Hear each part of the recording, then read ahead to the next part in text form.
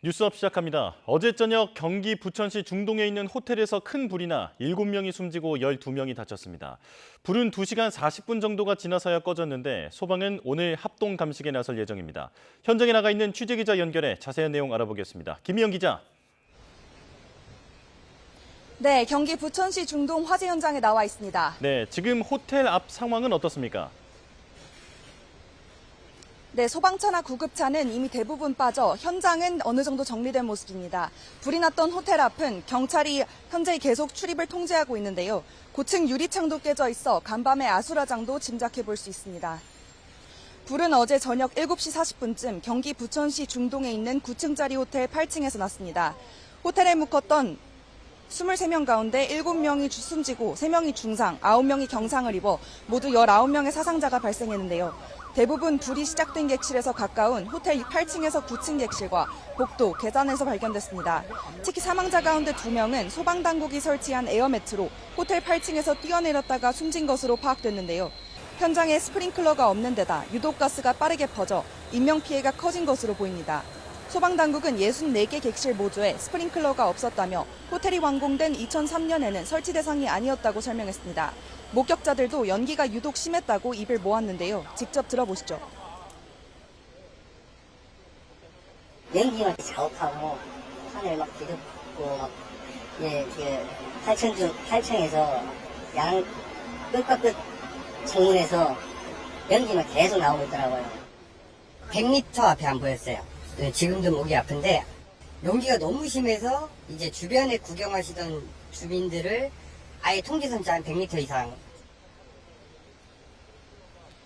소방은 불이 난 지 5분도 채 안 돼 현장에 도착했는데요. 이후 주변 대여섯 곳의 소방서에서 인력과 장비를 동원하는 대응 2단계를 발령했습니다. 차량 70여 대와 소방관 등 160여 명을 현장에 투입해 밤 10시 반쯤 불을 완전히 껐습니다. 소방당국은 오늘 오전 11시 관계기관과 합동감식을 벌여 정확한 화재 원인과 피해 규모를 조사할 예정입니다. 지금까지 경기 부천시 중동 화재 현장에서 YTN 김이영입니다. 불이 난 부천 호텔 객실에는 스프링클러가 설치되어 있지 않았던 것으로 확인됐습니다. 소방은 현재까지 파악된 사망자 7명 가운데 2명은 외부에 설치된 에어매트로 뛰어내렸다 숨진 것 같다고 밝혔습니다. 현장 브리핑 들어보겠습니다. 최초에는 정상적으로 펼쳐져 있었는데, 이제 그 요구조자분께서 그 밑으로 이제 뛰어내리면서 그게 좀 뒤집힌 걸로 이렇게 파악은 현재 되고 있는데, 그 객실에는 스프링클러 설비는 설치가 되어 있지 않고, 그 당시에 2003년도에 그 건축 완공이 났는데, 그때는 그 스프링클러 대상이 아니었습니다. 건물 내부에 유독가스가 빠른 속도로 퍼지면서 이번 화재에서는 인명피해를 키운 것으로 파악됐는데요. 호텔에서 어떤 식으로 초동 진화가 이루어졌는지도 들여다볼 부분입니다. 강민경 기자가 보도합니다. 불은 9층짜리 호텔 8층 객실에서 시작됐습니다. 불길은 호텔 건물 전체로 번지지는 않았지만 내부에 유독가스가 가득 차면서 투숙객들이 질식해 피해가 커진 걸로 보입니다. 실제로 사상자 대부분은 발화 지점에서 가까운 호텔 8, 9층 객실 내부와 계단, 복도 등지에서 발견됐습니다. 한 여성은 호텔 건물 8층 계단에서 심정지 상태로 발견돼 병원으로 옮겨졌으나 숨졌습니다. 특히 사망자 2명은 호텔에서 외부 지상에 마련된 에어매트로 뛰어내렸다가 숨지기도 했습니다. 소방 관계자들은 이들이 호텔 내부에 가득 찬 연기 때문에 계단으로 대피하지 못하고 밖으로 뛰어내린 것으로 추정했습니다. 불이 난 호텔 객실에는 스프링클러가 없었습니다. 그 객실에는 스프링클러 설비는 설치가 되어 있지 않고, 그 당시에 2003년도에 그 건축 완공이 났는데, 그때는 그 스프링클러 대상이 아니었습니다. 이 때문에 초기에 불을 잡지 못한 걸로 보입니다. 초기 진화가 쉽지 않은 데다 투숙객들도 건물에 익숙하지 않아 대피하는 데 어려움이 있었을 걸로 추측됩니다. 소방당국은 화재 원인이나 인명피해가 커진 구체적인 이유 등은 아직 확인하지 못한 상태며 관련 기관과 합동 감식을 해서 화재 경위를 조사할 예정이라고 밝혔습니다. YTN 강민경입니다. 네, 보셨다시피 7명의 목숨을 앗아간 이번 참사의 가장 큰 원인은 불 자체가 아니라 유독가스, 즉 연기였습니다. 화재 현장 목격자들도 순식간에 연기가 퍼져나갔다고 입을 모아 말했는데 급박했던 순간을 배민혁 기자가 전합니다. 객실에서 시작된 불은 침구류를 태우며 매캐한 연기를 뿜어냈습니다. 불꽃보다 연기가 먼저 퍼지며 호텔은 순식간에 유독가스로 가득 찼습니다. 지나가는데 누가 저기 연기 난다고 여자분이랑 남자분 이렇게 외치시니까 저 막 큰일 났네 어쩌다면서 불꽃이 아니라 연기부터 보였어요. 소방이 현장에 도착했을 때 불은 막 객실을 집어삼키고 있었습니다. 계속 나오다가 한 20여 분 지나서 불꽃이 굉장히 심하게 솟구치고 나오더라고요. 곧이어 살려달라며 구조를 요청하는 피해자들의 목소리가 들렸습니다. 자욱한 연기에 막혀 대피하지 못한 숙박객들은 급기야 객실 밖으로 뛰어내리기도 했습니다. 8층 창문에서 남자분 한 분이 살려주세요 807호예요 살려주세요 807호래요 라고 했는데 갑자기 이제 한 5분 정도 있다가 에어매트를 피더라고요. 곧이어 객실을 수색한 소방대원들이 사상자들을 데리고 나오기 시작했습니다. 소방대원분들이 저기 빌라뿐만 아니라 복도에서도 유리창을 깨가지고 사람들을 구하는 모습을 봤고요. 그러나 의식 없이 실려 나오는 사람들은 점점 늘었습니다. 한 3분 봤어요. 지금 당시 상황이 어땠나요? 굉장히 긴박하게 막 이 소방대원분들이 심폐소생 하시면서 옮겨지시더라고, 한 분은. 불은 아래층까지 번지지 않았지만 발화점인 8층에 이어 9층까지 퍼진 유독가스가 문제였습니다. 8층, 9층에 연기 많이 나고 있었어요. 그 불꽃은 안 보였어요? 불꽃은 안 보였었어요. 소방대원들이 최선을 다해 물을 뿌렸지만 객실 전체에 스프링클러가 없어 연기 확산을 막지 못한 거로 추정됩니다. 사망자는 남자가 4명, 여자가 3명입니다. 연령대가요, 20대가 1명, 남자 1명, 여자 2명. 호텔 안에 있던 소화기로는 참사를 막기엔 역부족이었습니다. YTN 배민혁입니다.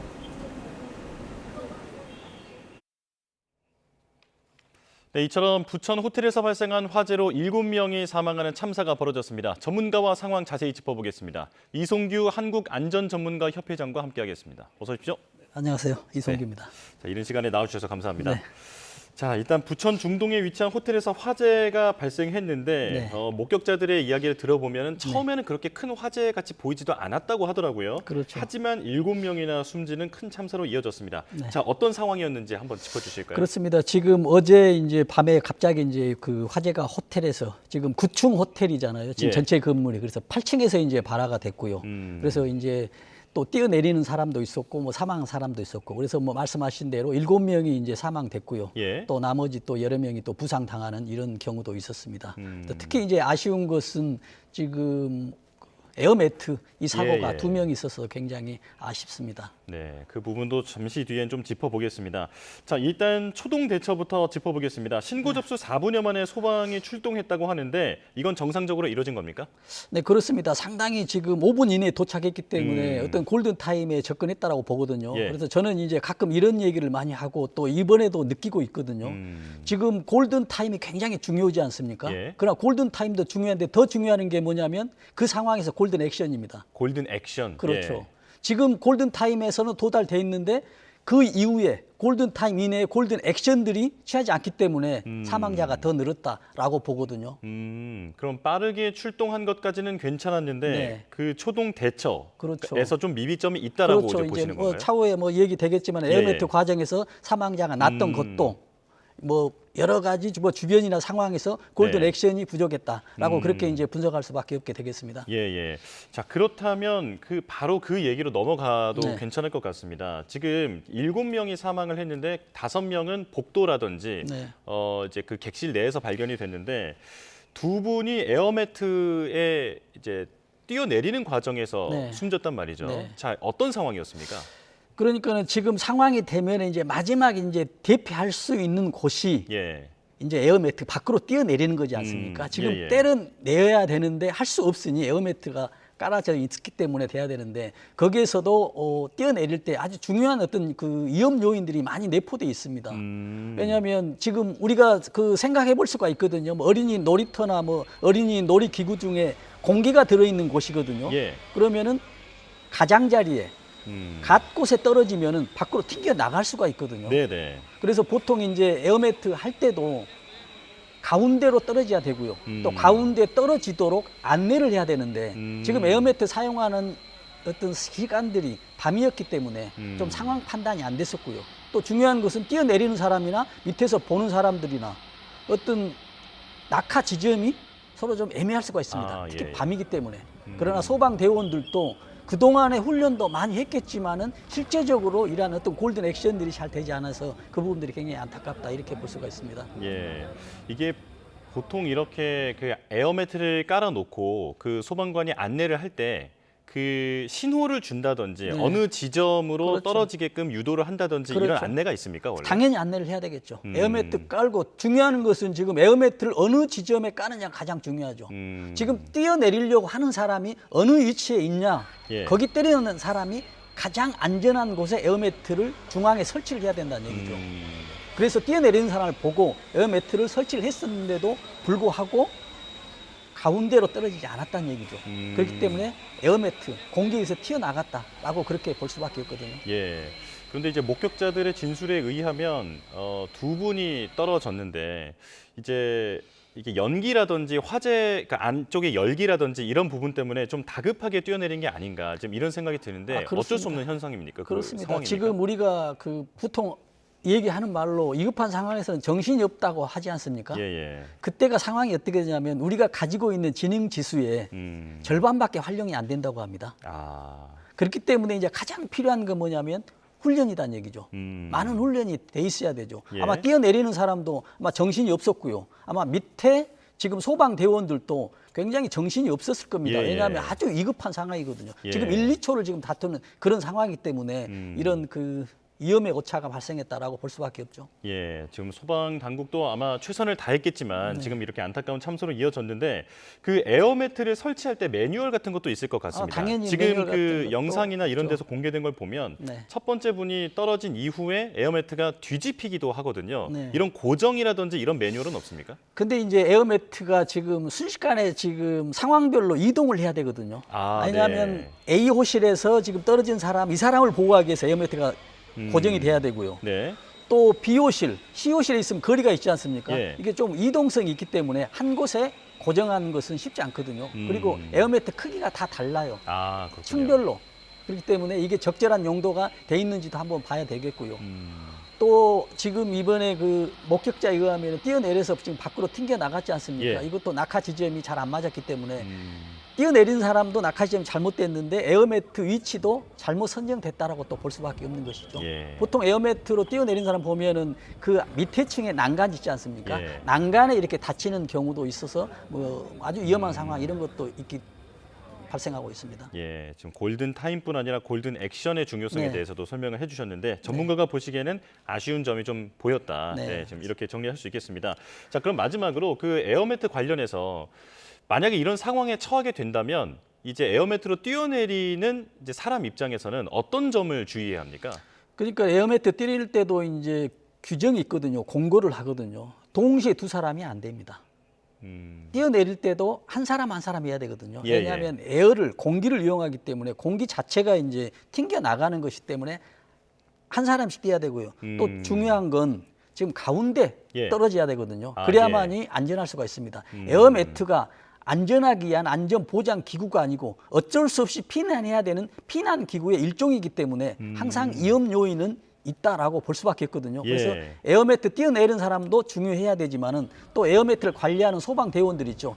이 분들도 에어매트의 어떤 위치, 지점, 설치 위치가 굉장히 중요하죠. 예, 예. 그래서 떨어지는 낙하 지점, 설치 위치가 가운데가 됐을 때가 가장 안전한 위치라고 이제 볼 수가 있겠습니다. 예, 그 조금 전에 놀이기구에 대해서도 한번 비유를 들어주셨습니다만 네. 놀이기구에서 그 뛰어내리는 기구를 이용할 때도 자세 같은 부분을 안내를 분명하게 해주거든요. 그렇습니다. 예를 들면 이제 팔을 교차로 하고 다리를 펴고 뛰어내리라고 하다든지 이런 거 있습니까?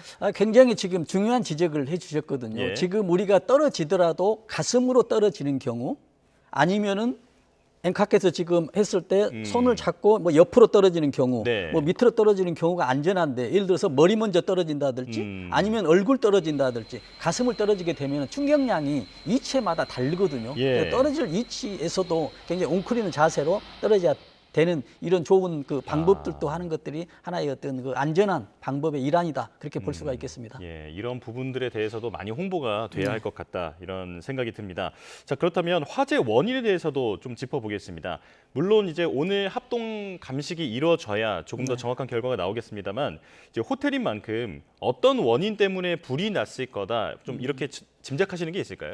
그렇습니다. 지금 짐작하는 거는 지금 여름이기 때문에 지금 냉방기를 지금 사용하고 있지 않습니까? 예. 지금 냉방기가 지금 전기를 사용하고 있거든요. 지금 호텔 같은 경우 보면 지금 전호실이 거의 24시간 풀로 예. 사람이 없을 경우를 제외하고는 뭐 풀로 자동으로 하고 있는데 만에 하나 이것들이 전선이 누락됐다거나 이랬을 때 문제가 되거든요. 예. 특히 이제 공동으로 사용하는 에어컨이지만 에어컨의 그 압축기라고 있습니다. 우리가 예. 이야기하는 실내기 같은 거 있지 않습니까? 예, 예. 실내기가 어느 공세가 있는데 거기에서도 가열에 의한 이런 화재 발화가 되지 않았냐라는 이런 것도 지금 예측이 가능합니다. 예.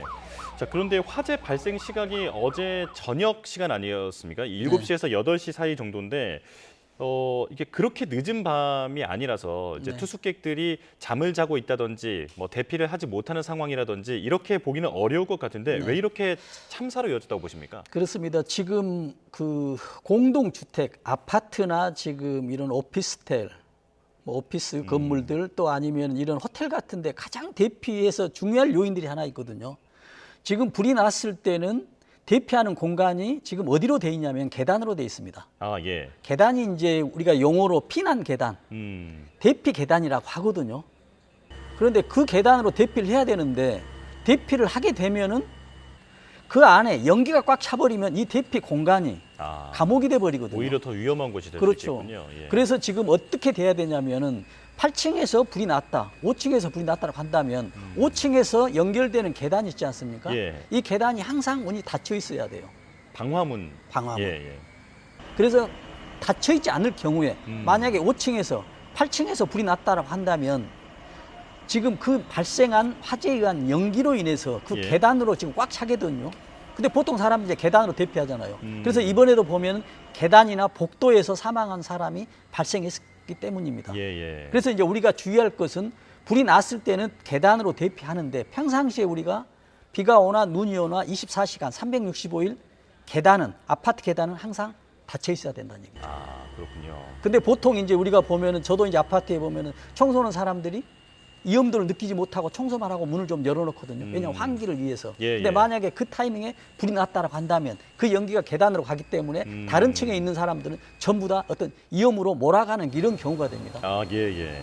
그래서 요즘 아파트는 이제 그 문을 자동으로 지금 하도록 돼 있어요. 자동으로 닫히게끔. 예, 예.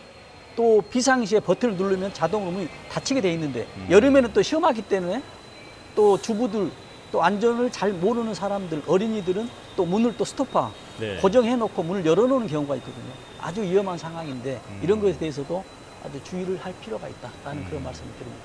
예. 자, 구조적으로 이렇게 큰 참사로 이어지지 않게끔 잘 짜여져 있어야 한다라는 말씀이신데 그렇다면 스프링클러를 짚어봐야 할 것 같습니다. 네. 지금 이 건물에 소방이 확인하기로 스프링클러가 없었다고 하더라고요. 네. 그런데 이 건물이 지어질 당시에는 스프링클러 설치가 의무화가 아니었다라고 하는데 네, 그렇습니다. 상황이 어떻습니까? 지금 이 건물이 2003년도에 지금 건축된 건물이거든요. 네. 그런데 지금 스프링쿨러는 몇 층이냐면 지금 2017년도에 예. 6층 이상 건물에 대해서는 전부 설치하도록 돼 있어요. 그러나 지금 그 이전에 설치된 건물이기 때문에 지금 설치하지 않아도 되거든요. 예. 그래서 이게 이제 가장 이제 안전 법률 사각지대로 볼 수 있습니다. 예. 지금 말씀을 들어보니까 그렇다면 옛날 건물이라도 호텔이 9층 정도 되는 큰 건물이라면 그렇죠. 이런 설비가 되어 있어야 되는 거 아닙니까? 그렇죠. 그러나 법에 대해서는 사각지대 안에도 예. 법률 위반이 되지 않습니다. 아. 그래서 이제 정부에서나 우리가 이제 건의할 수도 있죠. 제가 이제 여기서 이제 건의하게 된다면 지금 2017년도에 지금 스프링쿨러가 설치하게 돼 있더라도 이후에는 다 설치돼 있을 겁니다. 그러나 예. 그 이전에 설치 안 된 것에 대해서는 소급 적용을 하게 되면은 또 법률적인 해석의 차이가 있기 때문에 정부의 어떤 세금을 들어가든 어떤 조치를 해서 공공기관 아니라도 공공들이 사용할 수 있는 건물들이잖아요. 예. 우리가 사용할 수도 있고 누구나 사용할 수 있는 그 호텔 같은 이런 공공 건물에 대해서는 정부의 지원에 의해서더라도 스프링클러를 꼭 설치하는 이런 제도가 수립됐으면 하는 그런 바람입니다. 예. 아마 지금 설명을 들으시는 시청자 입장에서 보면 이게 너무 무방비 상태가 아닌가 좀 이런 이제 생각이 들 것 같기도 한데 네. 이제 그동안 이런 부분들을 좀 보완하려고 하는 움직임 같은 건 없었습니까? 지금 그동안 뭐 대한민국 뭐 정부 지자체 뭐 예. 국민들께서도 사고가 계속 나거든요. 예, 예. 우리가 한 번도 겪어보지 못한 사고들이 계속 나기 때문에 안전에 대해서 계속 그 조치를 하고 또 준비를 하고 있습니다. 근데 저는 이런 얘기를 하거든요. 사고 많이 나면 지금 안전 불감증이라고 이야기하지 않습니까? 예. 안전 불감증과 저는 달리 안전 무지를 좀 얘기를 하고 싶거든요. 근데 우리가 안전 불감증은 어떻게 하냐면 다른 사람이 하면 위험한데 내가 하면 위험하지 않아요. 예. 이거는 이제 안전 불감증입니다. 예. 그러나 이제 안전 무지는 뭐냐면 내가 하는 행동이 위험한지 안 위험한지를 알 수가 없어요. 아, 예. 예를 들어서 서너 살 먹은 아기가 길을 건너요. 위험한 길을. 근데 위험도를 느끼지 않고 웃으면서 건넙니다. 이건 안전에 대해서 위험도를 모르는 안전 무지란 얘기죠. 예. 그러나 이번 같은 경우도 스프링쿨러나 아니면 에어매트나 여러 가지 상황들, 비상 계단들이 위험에 대한 안전 무지 상태였기 때문에 어떤 불감증도 포함이 되지만 더 중요한 건 안전 무지였다. 그렇기 때문에 어떤 골든 액션들이 나오지 않았냐라는 그런 말씀을 드립니다. 예, 안전 무지라는 말씀이 네. 좀 인상 깊게 다가옵니다. 네. 자, 그렇다면 이번엔 그 유독가스에 대해서도 여쭤보겠습니다. 조금 전에 리포트에서도 전해드렸다시피 불 자체로 이렇게 사망자가 많이 나왔다기보다는 연기 때문에 사망자가 발생을 한 건데, 자, 이 유독가스가 한두 모금만 마셔도 정신을 잃을 수도 있다면서요? 당연히 그렇습니다. 지금 보통 화재 통계를 보면 이번뿐만이 아니고 대부분의 화재가 90% 이상이 전부 연기 질식입니다. 그렇기 때문에 연기가 있으면은 뭐 앵커께서 말씀하신 대로 우리가 숨을 10초만 안 쉰다 하더라도 예. 유독가스 없이 예, 예. 견디기 어렵지 않습니까? 그렇죠. 그러나 유독가스가 들어왔을 때는 그보다도 훨씬 더 몇십 초 이내도 우리가 질식할 수 있다. 예. 그래서 아주 위험하다는 얘기죠. 그래서 거기에 대한 어떤 제도들이 꼭 필요하는데 지금 상태에서는 상당 부분 미흡하다라고 볼 수밖에 없습니다. 예, 이 연기가 객실이나 복도에 가득 찼을 때 대피하는 요령도 짚어주시는 게 중요할 것 같은데요. 뭐 숙여서 지나다니라든지 이런 부분들이 좀 있습니까? 네, 그렇습니다. 지금 이제 우리가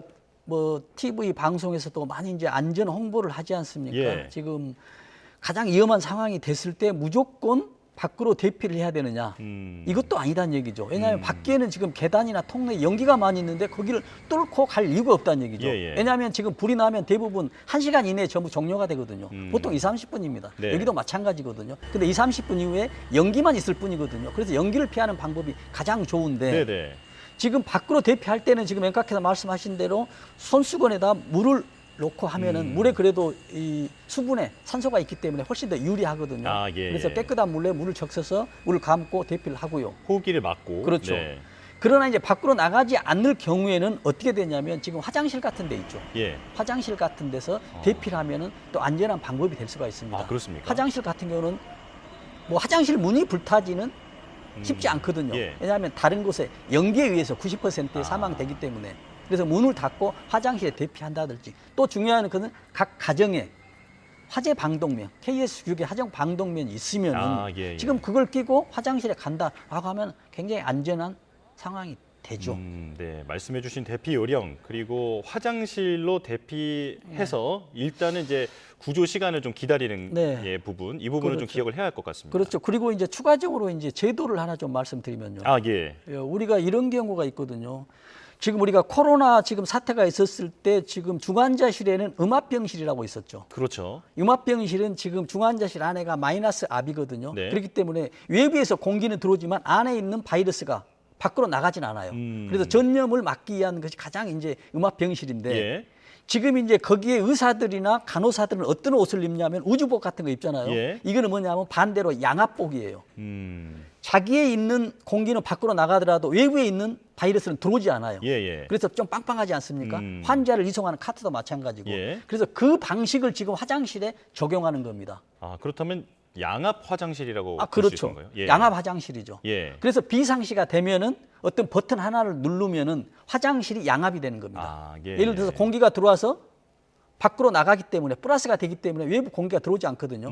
그러나 이제 만약에 이 바람을 어떻게 할 거냐는 얘기죠. 예를 들어서 모터, 선풍기가 안에 하나 있다고 하면 됩니다. 네네네. 그런데 이제 만약에 이 양압 밸브를 버튼을 눌렀는데 전기가 오프될 수 있죠. 불에 의해서. 예. 이랬을 경우에는 이제 배터리로 활용하는 보조 거죠. 배터리라도 안에 그렇죠. 들어가 있는 식으로. 그렇죠. 그래서 뭐 30분, 1시간 정도만 있으면은 구조를 할 수 연기는 있으니까. 들어오지 예. 않죠. 그래서 문에 대해서 화재가 발생한다라고 했을 경우에는 말씀하신 대로 방화문으로 하면, 가벼운 방화문으로 하면은 완전한 대피 공간이 될 수 있기 때문에 우리나라도 이 제도를 꼭 도입했으면 하는 바람입니다. 이게 혹시 해외에 적용된 사례가 있습니까? 예, 제가 이 확인을 하기 위해서 오면서 지금 챗GPT로 급히 확인해 봤는데요. 예. 보니까는 미국, 뭐 호주, 뭐 싱가포르, 영국 다 하고 있습니다. 예. 그래서 전체가 하고 있는 게 아니고 뭐 좋은 건물이나 아파트는 하고 있는데 우리나라도 요즘 이제 고층으로 계속 가고 있지 않습니까? 그래서 네네. 양압 화장실 설치하는 것을 꼭 권유하고 싶고요. 특히 이제 아파트가 아니더라도 이런 병원 같은 경우에서는 이런 대형 재난을 대피하기 위해서는 이런 제도가 꼭 필요하다라는 그런 말씀을 드리겠습니다. 예, 자 조금 더 정확한 확인은 필요하겠습니다만 해외 사례를 좀 참고해서 우리도 네. 조금 더 안전한 구조를 만들어야겠다라는 생각이 듭니다. 자 여기까지 말씀 나누겠습니다. 이송규 한국안전전문가협회장과 함께했습니다. 고맙습니다.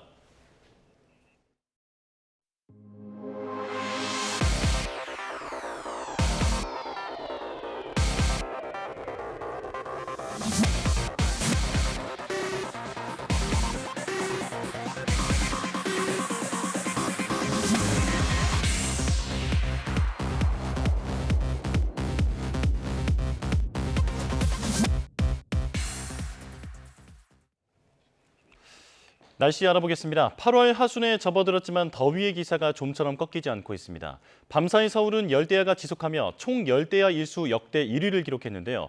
자세한 날씨는 기상캐스터 연결해 알아보겠습니다. 윤수비 캐스터. 네, 상암동 야외 스튜디오에 나와 있습니다. 네, 지난 밤사이에도 서울은 밤더위가 나타났죠. 네, 계절의 시계는 가을을 향해 가고 있지만 날씨는 아직 한여름입니다. 밤사이 서울은 열대야가 이어지며 총 열대야 일수 역대 1위를 기록했는데요. 낮 동안에도 체감온도가 33도 안팎까지 치솟으면서 무척 덥겠습니다.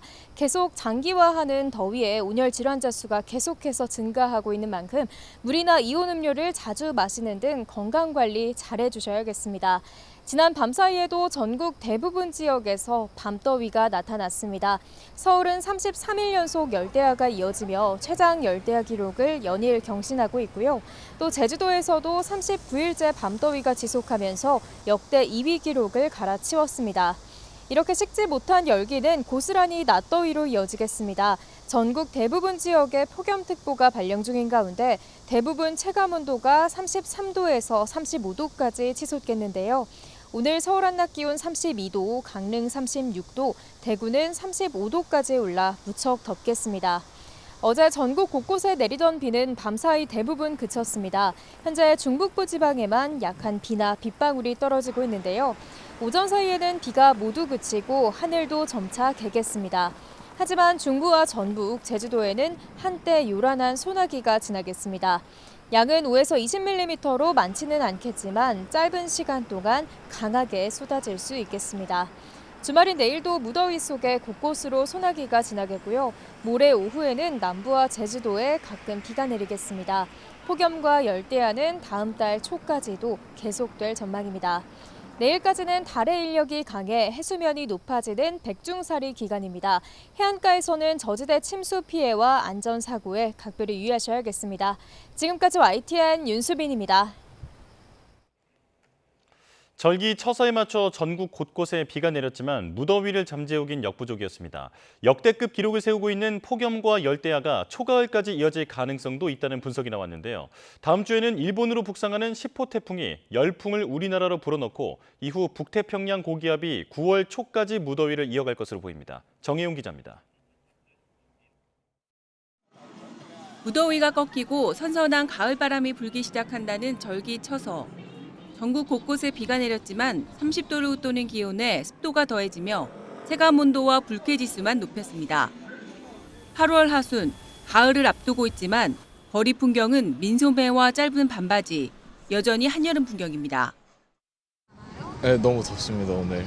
작년 여름에는 이 정도로 막 덥고 습하진 않았던 것 같은데 이번 여름에는 너무 더워가지고 데이트하기가 좀 어려워서 항상 실내 데이트만 찾느라 좀 애먹는 것 같습니다.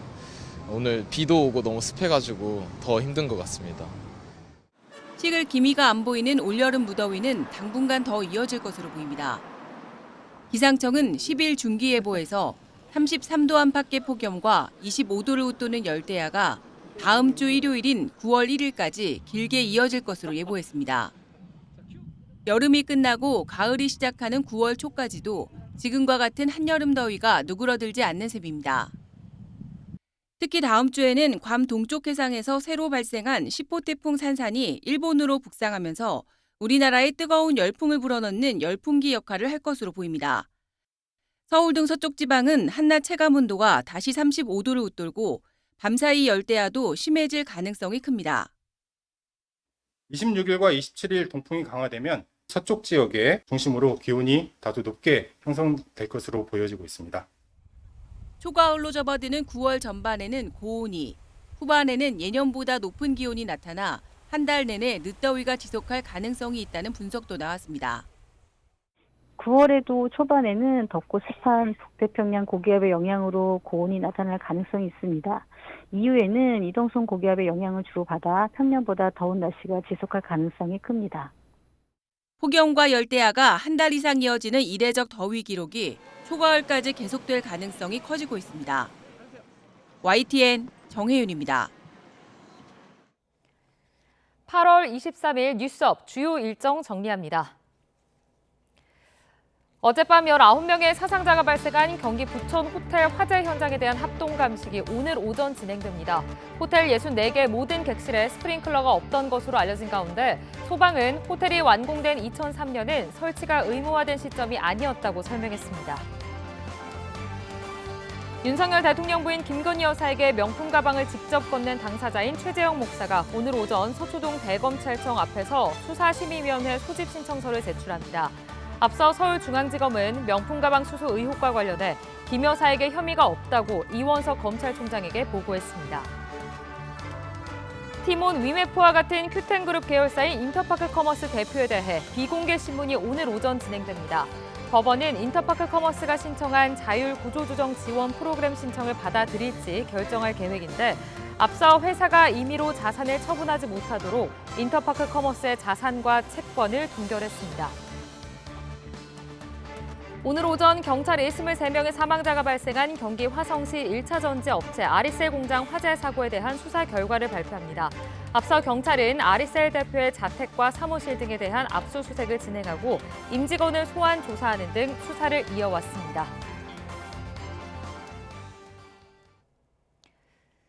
윤석열 대통령 부인 김건희 여사의 명품 가방 수수 사건을 수사하는 검찰이 수사 결과를 이원석 검찰총장에게 보고했습니다. 수사팀은 김 여사에게 혐의가 없다고 판단한 가운데 이 총장이 김 여사 처분을 두고 검찰 수사심의위원회를 소집할지 시선이 쏠립니다. 김태원 기자입니다. 이창수 서울중앙지검장이 정기 주례보고에서 이원석 검찰총장에게 김 여사 명품 가방 사건 수사 결과를 보고했습니다. 대면 보고에 며칠 앞서선 수사 결과 보고서를 대검찰청에 보내기도 했습니다. 명품 가방 수사팀은 김 여사에게 혐의점이 없다는 결론을 내린 것으로 파악됐습니다. 최재형 목사로부터 명품 가방 등 금품을 받았지만 청탁금지법의 처벌 조항이 마땅치 않다는 겁니다. 최 목사는 국립묘지 안장이나 통일TV 송출재개 등을 청탁하기 위한 선물이었다고 주장하고 있지만 검찰은 선물과 청탁 시점이 차이가 큰 만큼 직무 관련성도 대가성도 성립하기 어렵다고 봤습니다. 이 총장도 이런 수사 결과에 동의한다면 명품 가방 사건은 금방 종결될 수도 있습니다. 하지만 검찰 수사심의위원회가 변수입니다. 앞서 고발인인 서울의 소리 백은종 대표가 낸 수사심의위 소집 신청이 불발되자 최 목사는 피의자 신분인 자신이 신청하겠다고 나섰습니다. 이 총장이 수사 결과의 공정성을 담보하기 위해 직권으로 심의위원회를 여는 방법도 있습니다. 총장님 직권으로 수사심의 나중에 말씀드리겠습니다. 최 목사 신청건의 경우엔 설령 기각되더라도 검찰 심의위원회 심의 등을 거치는 데 시간이 걸릴 수밖에 없고 수사심의위원회가 열리게 된다면 심의 일정을 조율하는 것부터 위원회 심의 결과를 검찰에서 다시 검토하는 절차 등이 추가됩니다. 수사팀의 결론은 일단 나왔지만 정확한 처분 시점을 가늠하기 쉽지 않은 이유입니다. YTN 김태원입니다. 수십억 원대 코인을 보유한 것으로 알려지며 미공개 정보 유용 의혹 등이 불거졌던 김남국 전 의원을 검찰이 지난 20일 소환 조사한 것으로 YTN 취재 결과 확인됐습니다. 관련 의혹이 불거진 뒤 첫 소환 조사인데 검찰은 조만간 수사를 마무리한다는 계획입니다. 윤웅성 기자입니다. 검찰이 코인 이상거래 의혹을 받는 김남국 전 의원을 소환 조사했습니다. 지난해 5월 의혹이 불거진 뒤 1년 3개월 만에 처음입니다. 검찰은 이번 조사에서 대량의 코인을 매매한 경위 등을 캐물은 것으로 전해졌습니다. 앞서 김 전 의원은 60억 원 규모에 달하는 위믹스 코인 등을 보유한 것으로 알려지며 사전에 내부 정보를 알았던 것 아니냐는 의혹에 휩싸였습니다. 지난 2022년 말 금융정보분석원 FIU로부터 이상거래 의심 신고를 받고 수사에 착수한 검찰은 이 자금이 입법 로비의 대가인지 등을 알아보기 위해 김 전 의원과 발행사와의 관계 등을 폭넓게 들여다봐왔습니다. 김 전 의원은 국회 상임위 활동 중에 코인을 거래한 사실에 대해서는 사과했지만 사전에 내부 정보를 알고 있었다는 의혹 등은 전면 부인해왔습니다. 기초 사실도 없는데도 불구하고 정말 마녀사냥식으로 말도 안 되는 의혹들이 터무니없이 제기가 되었습니다. 그동안 김 전 의원에 대한 수사는 제자리 걸음이었습니다. 가상화폐 관련 혐의 적용이 까다롭고 보유했거나 거래한 코인의 규모가 크다 보니 시간이 걸린 것으로 알려졌습니다. 검찰 관계자는 1년 넘게 수사를 이어온 만큼 조만간 결론을 낼 계획이라고 밝혔습니다. YTN 윤웅성입니다. 더불어민주당 이재명 대표가 코로나19에 감염되면서 오는 25일로 예정됐던 여야 대표 회담도 수년이 불가피하게 됐습니다. 일정은 미뤄졌지만 회담 형식과 의제를 두고 여야의 신경전은 더 치열해지고 있습니다. 박정은 기자입니다. 민주당 이재명 대표가 코로나19 확진 판정을 받으면서 당일 예정됐던 문재인 전 대통령 예방 등 모든 일정을 취소하고 격리에 돌입했습니다. 이에 따라 25일 여야 대표회담도 연기됐습니다. 회담 날짜까지 이 대표 상태가 호전되리라 장담치 어려운 만큼 일정을 늦출 수밖에 없다는 게 민주당 설명입니다. 국민의힘 한동훈 대표는 조속한 티의를 바란다며 시간이 더 생긴 만큼 회담을 더 충실하게 준비하겠다고 밝혔습니다. 더 충실하게 준비해서 민생을 위한 회담, 정치 복원을 위한 회담, 정쟁 중단을 선언하는 회담이 이루어지기를 기대합니다. 일정은 미뤄졌지만 회담 의제와 형식을 둘러싼 주도권 경쟁은 계속되는 분위기입니다. 국민의힘은 회담 생중계를 거듭 주장하면서도 야당이 최상병 특검법 등 여권 분열을 노린 의제만 제시하고 있다고 날을 세웠습니다. 민주적인 정당 아닙니까? 절차를 밟겠다고 했는데 그럼에도 불구하고 그거를 민주당에서 공격의 포인트를 삼고 왈가하는 것은 옳지 않다고 생각합니다. 반면 민주당은 한 대표가 정책 주도권을 지지 못해 회담의 내실보다는 보여주기식 이벤트에 치중하는 거 아니냐며 맞받았습니다. 당 안에서의 정부 여당 내에서의 헤게모니, 그 용산과의 어떤 관계 그런 측면에서 자기 주도성을 못 갖고 있는 것 같아요. 그러면서 용산의 눈치를 보는 것 같습니다. 치열한 여론전 속에도 물밑 협상은 계속되고 있습니다. 애초 만남이 불발됐다고 알려진 것과는 달리 여야 당대표 비서실장들이 실무회동을 진행했던 것으로 뒤늦게 파악됐습니다.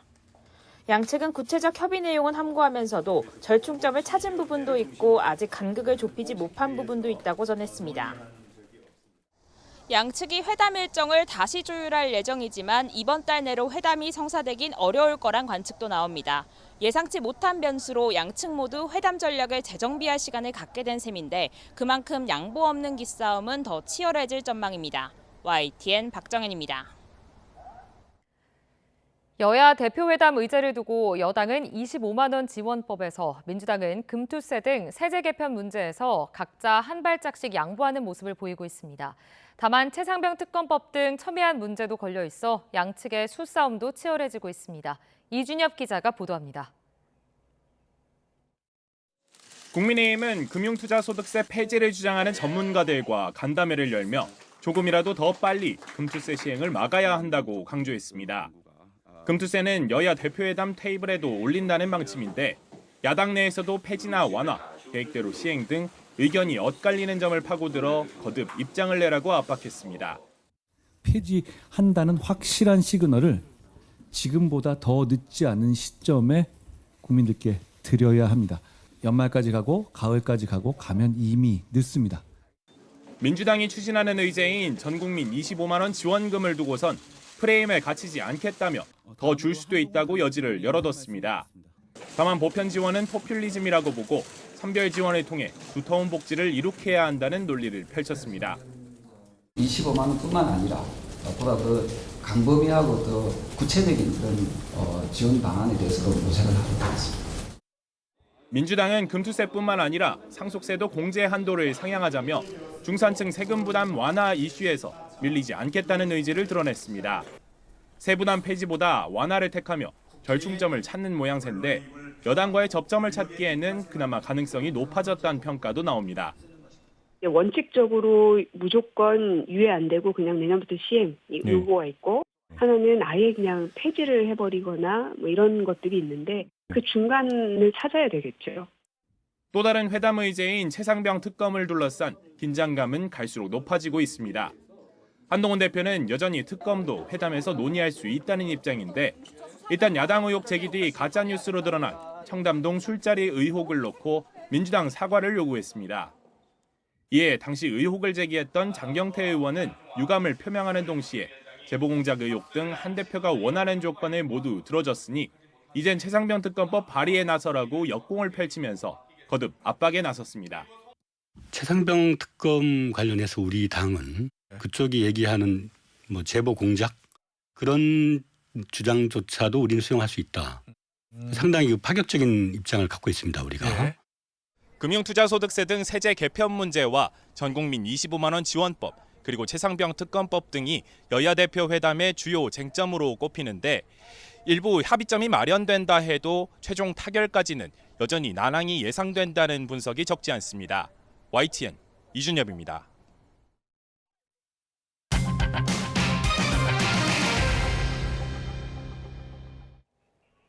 해리스 미국 부통령이 오늘 대통령 후보 수락 연설로 나흘간의 민주당 전당대회 대미를 장식할 계획입니다.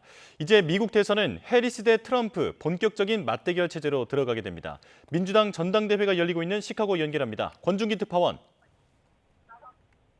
네, 시카고 유나이티드 센터입니다. 네, 전당대회 마지막 날인데 해리스 부통령의 수락 연설은 언제쯤 시작됩니까?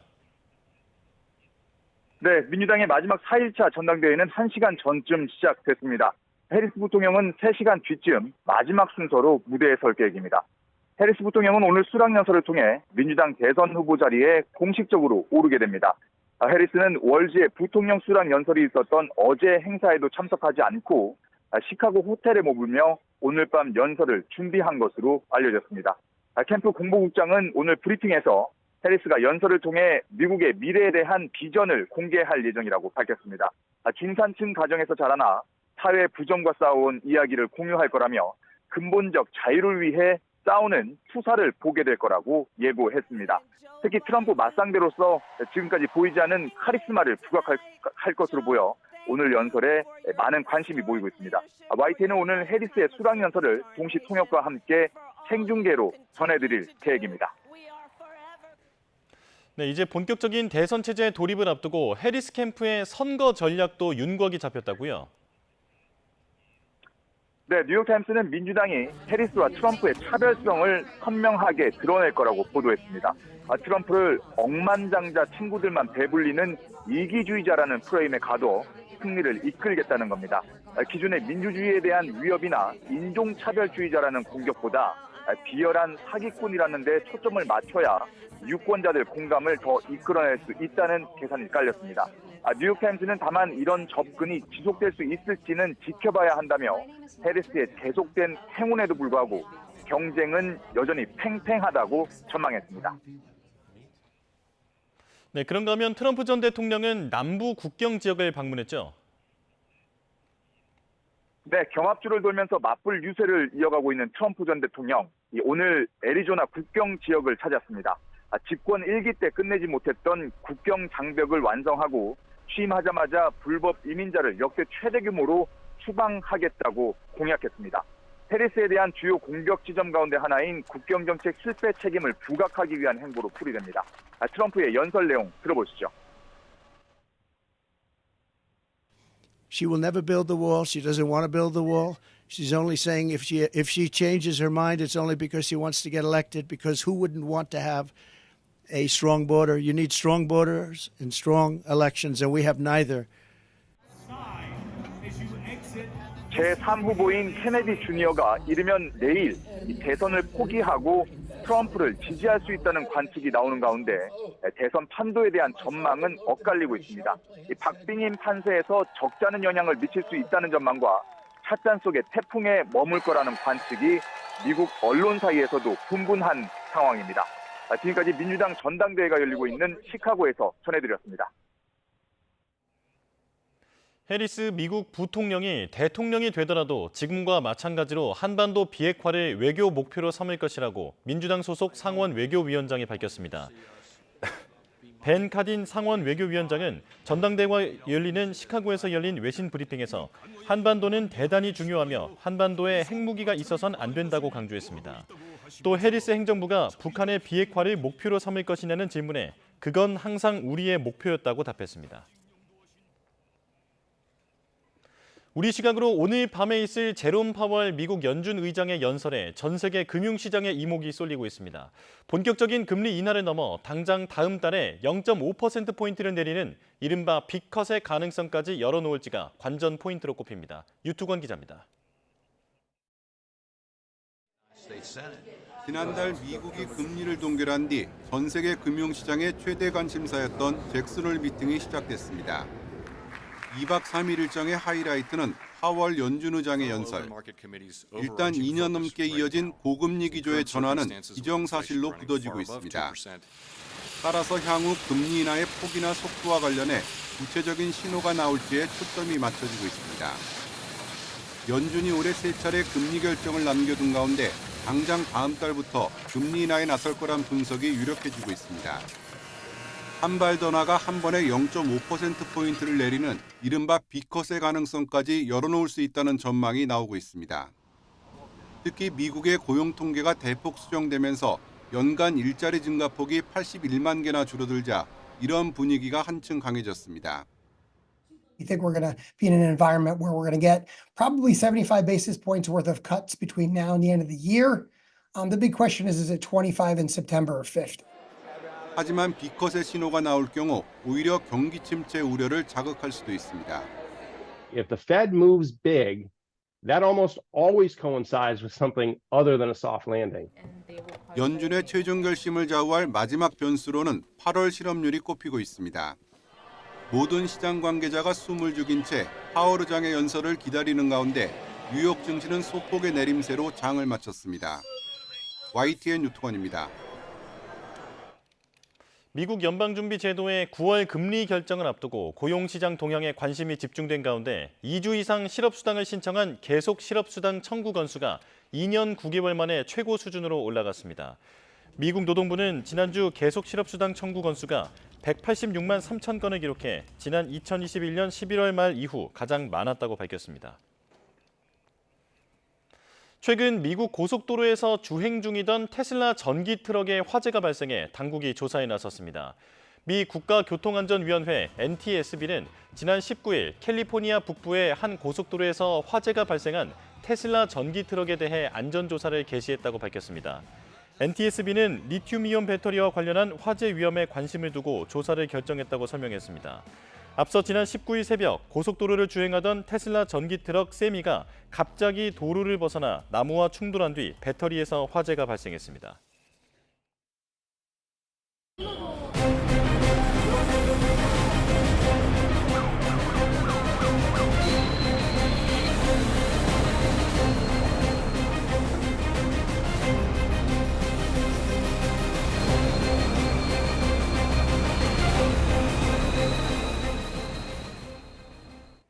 다시 화재 소식입니다. 어제 저녁 7시 40분쯤 경기 부천시 중동에 있는 9층짜리 호텔에서 큰 불이 났습니다. 네, 이 불로 7명이 숨지고 12명이 다치는 참사가 일어났습니다. 이현정 기자가 보도합니다.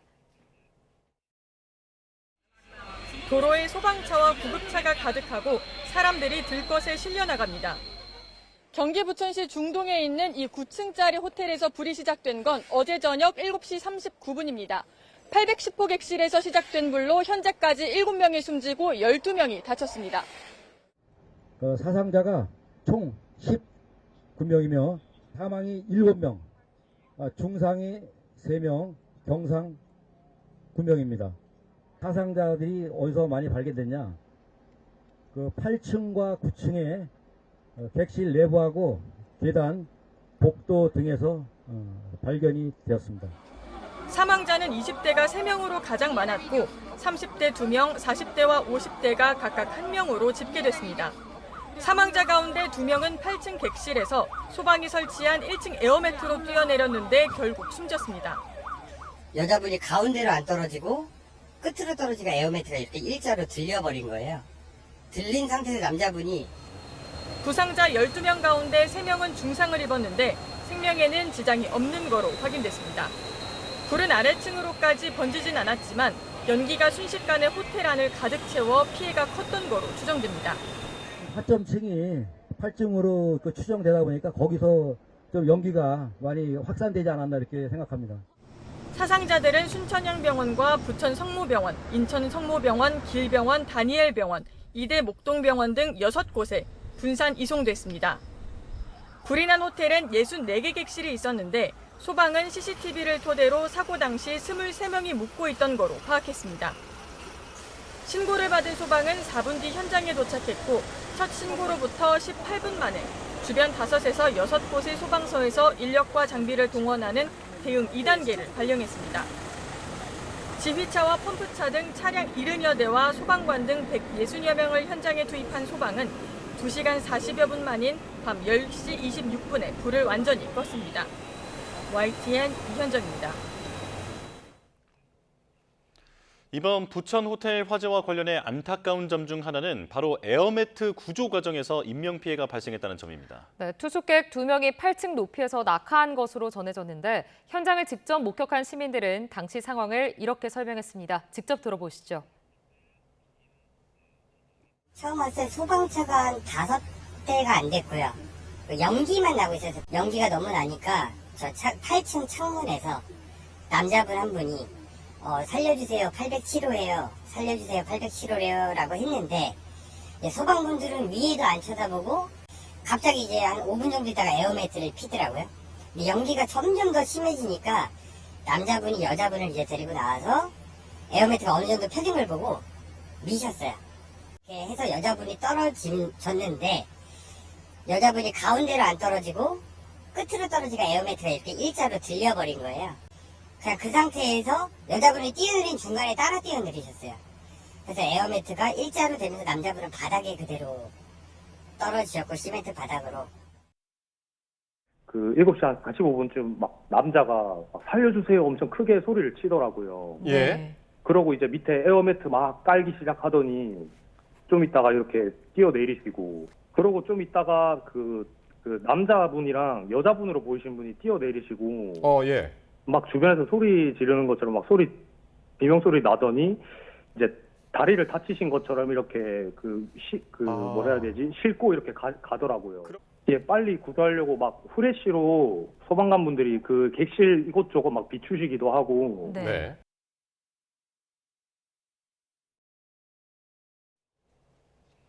네, 이번엔 전문가 조금 더 짚어보겠습니다. 이번 부천 호텔 화재가 대형 인명피해로 이어진 원인에 대해 오늘 오전 합동 감식도 이뤄질 예정인데요. 네, 오늘 소방화재 전문가 전화 연결해서 짚어보겠습니다. 이영주 경일대 소방방재학부 교수와 이야기 나눠보겠습니다. 교수님 나와 계시죠? 네, 안녕하십니까? 네, 부천 중동에 위치한 호텔에서 화재가 발생했습니다. 지하 2층, 지상 9층 규모의 건물이었는데 당시 투숙객은 23명으로 알려졌습니다. 8층에서 불이 시작됐다고 하는데 화재 발생 속도가 빨랐던 것 같습니다. 어떻게 보셨습니까? 네, 일단 화재가 발생한 층, 8층에서의 이제 재실자분들께서 대피를 하지 못하는 상황이었다고 본다 그러면 사실은 화재를 인지해서 대피하려고 했을 때 이미 복도라든지 이런 부분에 연기가 상당 부분 차있던 상황, 또 화재가 굉장히 좀 커져 있는 상황이었을 것으로 예상이 되거든요. 그래서 이거는 화재가 이제 빠르게 확산될 가능성도 있겠습니다만 사실 호텔 내에서 일반적으로는 화재가 급속하게 확산되는 상황들 이런 것들이 또 일반적이진 않거든요. 그래서 오히려 화재가 감지 자체가 늦어져서 인지하고 대피하려고 했을 때는 화재가 커져버린 상황 이런 가능성들도 있습니다. 아, 예. 지금 신고 접수 4분여 만에 소방이 출동을 했잖아요. 상대적으로 좀 빠른 출동이었던 것 같은데 그럼에도 지금 19명의 사상자가 발생했고 피해 규모가 큽니다. 화재 발생 시간이 늦은 밤도 아니었는데 교수님 좀 어떻게 보고 계세요? 예, 일반적으로 숙박시설 같은 경우에 많은 인명피해가 발생하는 이유는 대부분 네. 이제 잠을 자는 시간, 취침 시간, 야간에 이제 화재가 발생했을 때 투숙객들이 이제 잠을 자면서 사실 화재 인지라든지 또 행동이 늦어지기 때문에 그래서 이제 피해가 커지는데요. 당시 화재가 발생한 시간 같은 경우에는 사실 7시, 저녁 7시 39분, 그렇기 때문에 아주 늦은 시간이 아니었기 때문에 취침을 하셨던 분들은 거의 없었을 겁니다. 다만 이제 말씀하신 대로 소방대도 사실 신고 4분 이내에 현장에 선착대가 도착을 했었고요. 여기 이제 공기 안전 매트라든지 이런 것들의 설치도 거의 한 10분 이내에 대부분 다 설치가 됐음에도 불구하고 인명피해가 컸다는 거는 그만큼 어찌됐든 간에 그 안에 투숙객들께서 대피하실 만한 시간이나 여건들이 갖춰지지 못했다라고밖에 볼 수가 없거든요. 예. 그래서 어쨌든 화재 상황에 대한 부분들이 사실은 피난 여건들이 충분히 빠르게 대피하기 어려운 상황이었을 것이다. 이렇게 이제 볼 수 있겠습니다. 예. 자, 가연성 소재가 많았던 만큼 큰 불로 이어졌는데 유독가스가 주된 사망 원인이었을 것 같습니다. 자, 이 유독가스의 위독성에 대해서, 유해성에 대해서 설명을 좀 해주실까요? 네, 실제로 화재가 발생했을 때 여러 가지 유독가스 그리고 이제 연소 생성물들이 발생을 하는데요. 사실은 이제 이제 지금 현재 호텔 같은 경우에는 대부분 가연물이 특별하게 객실 내에는 많았다 이렇게 보긴 좀 어렵습니다. 물론 또 이제 매장 내 실내 마감 재료라든지 카펫이라든지 커튼류 이런 것들은 또 방염 처리 대상이기 때문에 착화 방지 목적으로 이런 것들이 설치되어 있긴 했었을 텐데요. 그럼에도 불구하고 사실 방염 처리된 이런 이제 재료들이라 하더라도 이렇게 화염에 노출이 됐을 때 타기 시작하면 오히려 이제 또 많은 유독가스 같은 것들이 발생하기도 하거든요. 예. 그래서 이런 여러 가지 상황들 또 그리고 여기 구조를 보면 외부에 개방되어 있는 개구부, 창문 같은 것들이 이제 대부분 닫혀 있거나 사실 산소 공급이 원활하지 않았기 때문에 내부에서 화재 시에 연기가 더 많이 발생했을 가능성, 또 이 연기들이 바깥으로 배출되기 어려운 이런 상황이었을 가능성이 있거든요. 예. 그래서 아마도 이런 유독가스의 농연이 만약에 차인 상황이라면 사실은 한두 숨이라도 이렇게 들여맞았을 때 짙은 농도라고 하면 의식을 잃는 상황까지 이어질 수 있는 그런 상황이었을 것으로 보입니다. 지금 이번 사안에 대해서 스프링클러가 없는 호텔이었다고 하는데 피해를 더 키웠을 것 같습니다. 이 건물이 지금 2003년경에 지어졌잖아요. 이때는 그러니까 이제 의무 설치가 아닌 거였습니까? 네, 맞습니다. 2003년경에는 의무 설치 대상은 아니었고요. 아마도 2017년 이후부터는 6층 이상의 건축물 같은 경우는 모두 스프링클러 대상이 되었는데요. 이 건물은 그 이전에 지어져서 사용되다 보니까 사실상 스프링클러 적용 의무가 있는 그런 대상물은 아니었습니다. 근데 최초에 지금 현재 화재가 발생한 게 이제 810호 객실로 지금 추정을 하고 있는데 만약에 이 객실 내에서 화재가 발생했을 때 스프링클러가 정상 작동했다라고 한다면 복도 쪽이나 다른 이제 객실 쪽으로 화재가 확대되는 것들은 충분히 어느 정도 차단이 됐을 가능성이 있다 이렇게 보는 거고요. 다만 문제는 이 당시에 810호에서 최초에 투숙하셨던 분들이 뭔가 방에서 타는 냄새가 나서 방을 교체해달라고 해서 이렇게 교체를 받았다고 지금 알려지고 있거든요.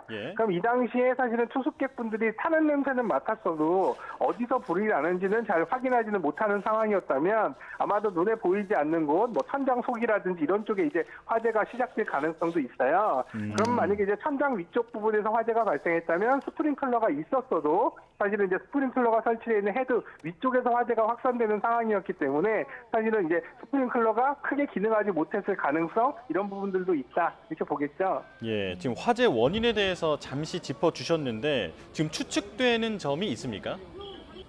지금 말씀드린 대로 사실 타는 냄새가 나서 방을 교체를 요구했다라고 하는 것들은 그 투숙객분들이 그 객실 안에 어디서 불이 났다라는 화점에 대한 부분들을 확인을 못했다는 상황이거든요.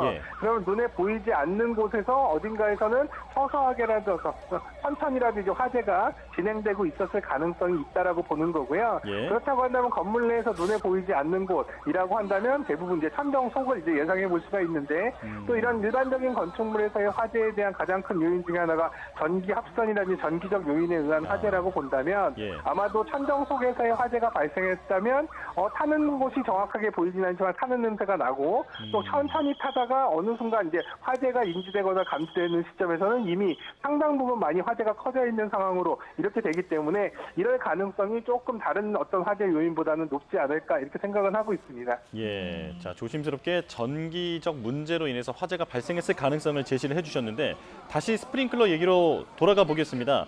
자, 의무화 기간이 아니었다 하더라도 지금과 같은 대규모 건물이라면 뒤늦게라도 스프링클러가 설치가 됐어야 하는 게 아닌가 싶거든요. 어떻습니까?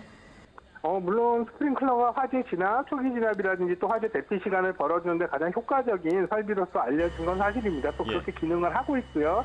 다만 문제는 말씀하신 대로 이런 효과성이 높음에도 불구하고 사실은 기존의 대상이 아니었던 건물에 소급 적용한다거나 혹은 또 이런 부분들 설치를 이제 강제화하는 것들은 상당히 좀 어려운 일이거든요. 왜냐하면 단순히 그냥 스프링클러 헤드만 설치를 해서 끝나는 일이 아니라 그 안쪽에 배관이라든지 또 물을 공급해주는 수조라든지 여기 또 펌프라든지 이런 여러 가지 설비들을 다 갖춰야 되기 때문에 기존 건축물에 이런 것들을 적용하게끔 하는 것들은 사실 생각처럼 쉬운 일은 아니거든요. 그렇기 때문에 이 부분이 사실은 왜 많은 화재들이 발생할 때마다 왜 스프링클러를 왜 소급 적용하지 않느냐라고 하는 이런 의견들이 있습니다만 이렇게 말처럼 쉽게 이런 부분들에 소급 적용을 할 수 있는 시설들은 아니다라고 보는 게 맞겠죠.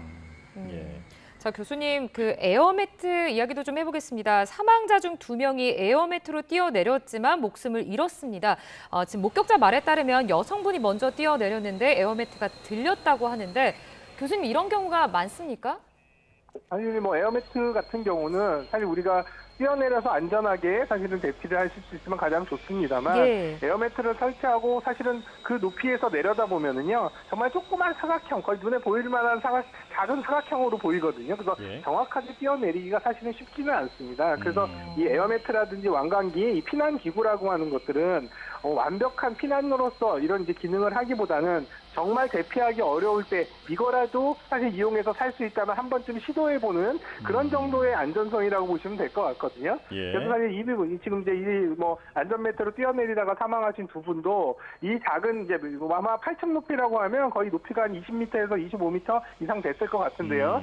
그 높이에서 정확하게 뛰어내리시기 상당히 좀 쉽지 않았을 거다. 그리고 또 이를테면 뛰어내리시는 분들이 사실 4, 5초 간격으로 뛰어내리다 보니까 앞에 분이 뛰어내리면서 에어매트가 약간 들리거나 이렇게 기울어진 상태에서 다른 분이 그런 부분들이 제대로 다 전개되지 않은 상황에서 뛰어내리는 상황에서 위험한 상황이 발생한 게 아닌가 이렇게 생각이 됩니다. 예, 보통 에어매트를 펼치고 구조를 할 때 어떤 식으로 안내를 하게 됩니까? 이쪽으로 뛰어내리라고 어떤 지시를 한다든지 신호를 주면 뛰어내리라고 한다든지 이런 과정이 있습니까? 네, 일단 기본적으로는 주변에 사람들이 있거나 유도하실 수 있는 분들이 있다면 사실 이제 정확한 착지 위치라든지 이런 것들에 대한 설명들 이런 것들을 좀 이제 하실 필요는 있고요. 또 한편으로는 앞 사람이 뛰어내린 다음에 이분이 이제 에어매트에서 벗어날 때까지의 충분한 어느 정도 시간 간격을 두고 뛰어내릴 수 있게끔 유도를 하는 것들 이런 것들은 필요하겠죠. 다만 이제 그 당시에 워낙에 급박한 상황이었다 보니까 이런 부분들이 이제 안내가 정확하게 이루어질 수 있는 상황이었는지 이런 것들은 좀 나중에 확인이 좀 필요해 보이긴 해요.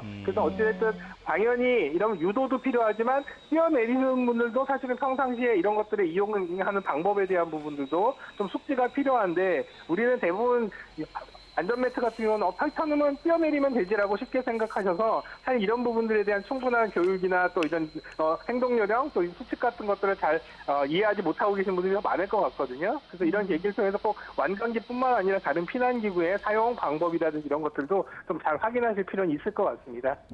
자, 교수님이 현장에서 에어매트도 있었지만 이 사다리차가 펼쳐지지 않았다는 이야기가 있더라고요. 이 부분은 좀 어떻습니까?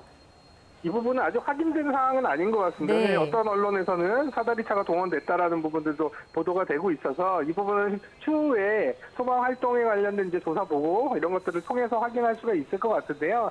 다만 이제 사다리차가 출동을 했다 하더라도 뭐 설치할 수 있는 여건이 되는지 또 그리고 사다리차를 전개해서 요구조자를 이제 구해내야 되는 이런 이제 상황이 됐었는지 이런 부분들은 좀 확인이 필요하거든요. 그래서 단순히 사다리차를 왜 안 썼느냐 이 사다리차를 연기했냐 안 했냐가 잘됐다 잘못됐다의 기준이 될 수는 없다. 이렇게 보는 게 맞을 것 같습니다. 예. 자, 그렇다면 그 사다리차 같은 어떤 그런 이제 소방 장비가 있는 상황에서도 밑에서 물을 뿌려서 지금 진화를 했는데 어떤 네. 경우에 이런 판단을 내리게 됩니까? 지금 밑에서 물을 뿌렸다는 거는 사실 말씀하신 대로 이 화재가 발생한 층은 8층이잖아요. 예. 그러니까 밑에서 물을 뿌려서 8층의 화재를 진압하려는 적극적인 부분들은 아니었을 겁니다. 왜냐하면 어찌됐든 화재에서 진압이라고 하는 건 내부로 접근해서 화점 부위에 정확하게 진압이 이루어져야 되기 때문에 바깥에서 뿌렸다고 한다면 사실은 그 불난 호텔 양 옆으로 한쪽은 다른 호텔이 있었고 또 반대쪽으로는 사실은 이제 이 근린생활시설이 있었기 때문에 사실 그 주변 이 건물 간의 간격이 매우 좁았어요. 거의 1m같이 안 되는데 예. 그러다 보니까 주변으로의 확산 방지라든지 혹은 또 바깥으로 그 불난 건물에서 바깥으로 나오는 화염이 상층부나 외벽 쪽으로 이제 확산되지 않게끔 하는 방호 주소의 형태가 아니었을까 생각이 되거든요. 예. 그래서 오히려 이제 불을 끄기 위한 어떤 진압이라든지 직접적인 주소는 대부분 소방관들이 8층까지 올라가서 아마도 이제 불을 진압하는 그런 상황이었을 것이다 이렇게 보는 거죠. 자, 교수님, 이제 앞으로 화재 조사와 또 감식 등이 이제 이어질 텐데 이런 걸 통해서 좀 어떤 점이 밝혀져야 되겠습니까? 기본적으로는 이제 오늘 감식이 이제 이루어질 텐데요. 우선 기본적으로는 최초 발화가 된 장소로 확인이 되는 810호 주변을 중심으로 해서 왜 화재가 발생을 했는지에 대한 부분들, 원인에 대한 부분들 규명을 하는 부분들이 어떻게 보면 초점이 맞춰질 거고요. 그다음에 많은 인명피해가 발생을 했기 때문에 화재 확대 요인이라든지 또 대피에 영향을 줄 수 있는 요인들이 있었는지에 대한 부분들, 이런 것들도 좀 확인이 될 사항입니다. 또 한편으로는 사실 말씀하신 대로 여러 가지 화재에 대한 부분들이 이제 인지 지연의 가능성도 있기 때문에 이런 부분들이 뭔가 공간적으로나 혹은 또 여러 가지 설비상으로 이상이 있었는지에 대한 부분들도 같이 확인이 될 것으로 예상이 됩니다. 예, 자, 이런 조사를 통해서 앞으로는 다시는 이런 일이 일어나지 않도록 보완이 이루어져야 되지 않겠습니까? 자, 지금 네. 이번에 건물을 보면 스프링클러도 없었고 또 대피 장소가 잘 마련돼 있었는지 혹은 대피 통로라든지 이런 부분들이 잘 안내가 돼 있었는지 짚어볼 부분들이 많을 것 같습니다. 자, 앞으로 어떤 부분이 좀 보완돼야 한다고 보십니까? 실제로 이렇게 이제 대형 숙박시설이라든지 대형 호텔 같은 경우에는 또 이제 여러 가지 안전에 관련된 규정들이 조금 더 적극적으로 적용이 되는데요. 이렇게 중소규모의 숙박시설 같은 경우에는 상당히 좀 위험성이 높음에도 불구하고 규모나 용도에 따라서 시설 적용되는 소방시설에 관련된 기준 또 피난 기준에 따르자면 사실은 좀 다소 부족해 보이는 부분들도 있어요. 그래서 오히려 이런 용도라든지 면적에 대한 부분들, 규모에 대한 부분들보다는 이 위험 사용 특성이나 또 제실자의 위험 특성에 따라서 조금 더 피난 방어에 관련된 시설이라든지 혹은 또 이제 소방 설비라든지 이런 것들을 조금 더 필요한 부분들을 좀 채워 나갈 수 있는 그런 부분들은 좀 검토가 필요하다 생각이 됩니다. 예. 자, 알겠습니다. 자, 여기까지 말씀 나누겠습니다. 이영주 경일대 소방방재학부 교수와 함께했습니다. 고맙습니다. 네, 감사합니다. 고맙습니다.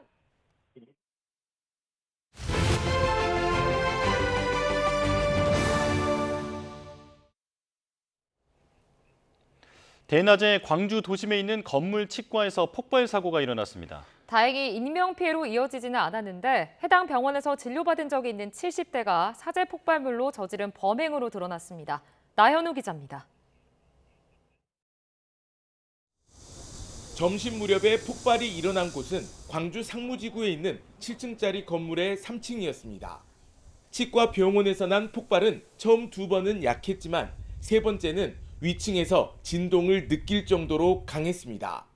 식사 중에 작은 폭발음이 2번 연속으로 들려서 그땐 그 소리가 그렇게 크지 않아서 대수롭지 않게 넘겼는데 3번째 폭발음이 상당히 크게 들리면서 이 폭발로 인명피해는 없었지만 건물에 있던 의료기관의 직원과 환자 등 모두 95명이 긴급 대피했습니다. 또 치과병원 천장 장식이 녹아내리고 집기등이 그을렸습니다. 폭발 현장에서는 부탄가스 4개와 인화물질이 담긴 사제 폭발물이 발견됐습니다. CCTV 확인 결과 폭발물에 불을 붙이고 달아난 사람은 치과 진료를 받은 적이 있는 78살 김모 씨였습니다. 김 씨는 범행 2시간 만에 택시를 타고 광주 광산경찰서로 가 자수했습니다. 병원을 이용한 적은 있는데 그 치료 과정에 어떤 불만 상황이 있었는지 그 부분에 대해서 추가 조사 후에 그 부분은 알려드리도록 하겠습니다. 경찰은 김 씨를 현주 건조물 방화 혐의로 긴급 체포하고 주거지 등을 압수수색했습니다. 또 범행 동기와 폭발물을 제조한 경위를 조사해 구속영장을 신청할 계획입니다. YTN 나연호입니다. 신장 질환을 앓던 8살 아들을 방치해 숨지게 한 30대 부부에게 1심 재판에서 징역 15년의 중형이 선고됐습니다. 이들 부부는 최소한의 의식주도 제공하지 않고 지인들과 함께 다른 자녀들도 상습적으로 학대한 것으로 드러났습니다. 송세혁 기자가 취재했습니다. 지난 4월 8살 A군이 집에서 숨진 채 발견됐습니다. 사망 원인은 신장이 제 기능을 하지 못해 발생한 심부전. 신장 질환을 앓고 있다는 사실은 이미 2년 전쯤 확인됐지만 부모는 의사의 치료 권유를 무시했습니다. 심지어 사망 직전에도 엄마는 놀러 나갔고 아빠는 아픈 아이를 외면한 채 가출했습니다. 화장실 가려고 하다가 쓰러지고 나서 걷지를 못했다. 그걸 봤으면 병원에 갔어야 되는데. 부모의 방임 속에서 A군을 비롯한 자녀 7명은 난방도 안 되고 쓰레기와 곰팡이로 가득한 집에서 지냈습니다. 세탁하지 않아 같은 옷을 몇 달씩 입어야 했습니다. 부모는 아이들을 위한 지원금 1억 2천만 원을 대부분 유흥비로 탕진했고 자녀 명의로 휴대전화를 개통한 뒤 되팔아 유흥비로 충당하기도 했습니다. 대부분 10살 미만인 피해 아동들은 기본적인 의식주조차 갖추지 못해 키와 몸무게가 하위 5% 수준에 불과했습니다. 크림 하는 거 있잖아요. 비벼가지고 따다닥 놔주고 그게 밥이라고 주는 거예요. 해놓고 애들이 다 잠들면은 본인은 나가서 술 먹고 고기 먹고.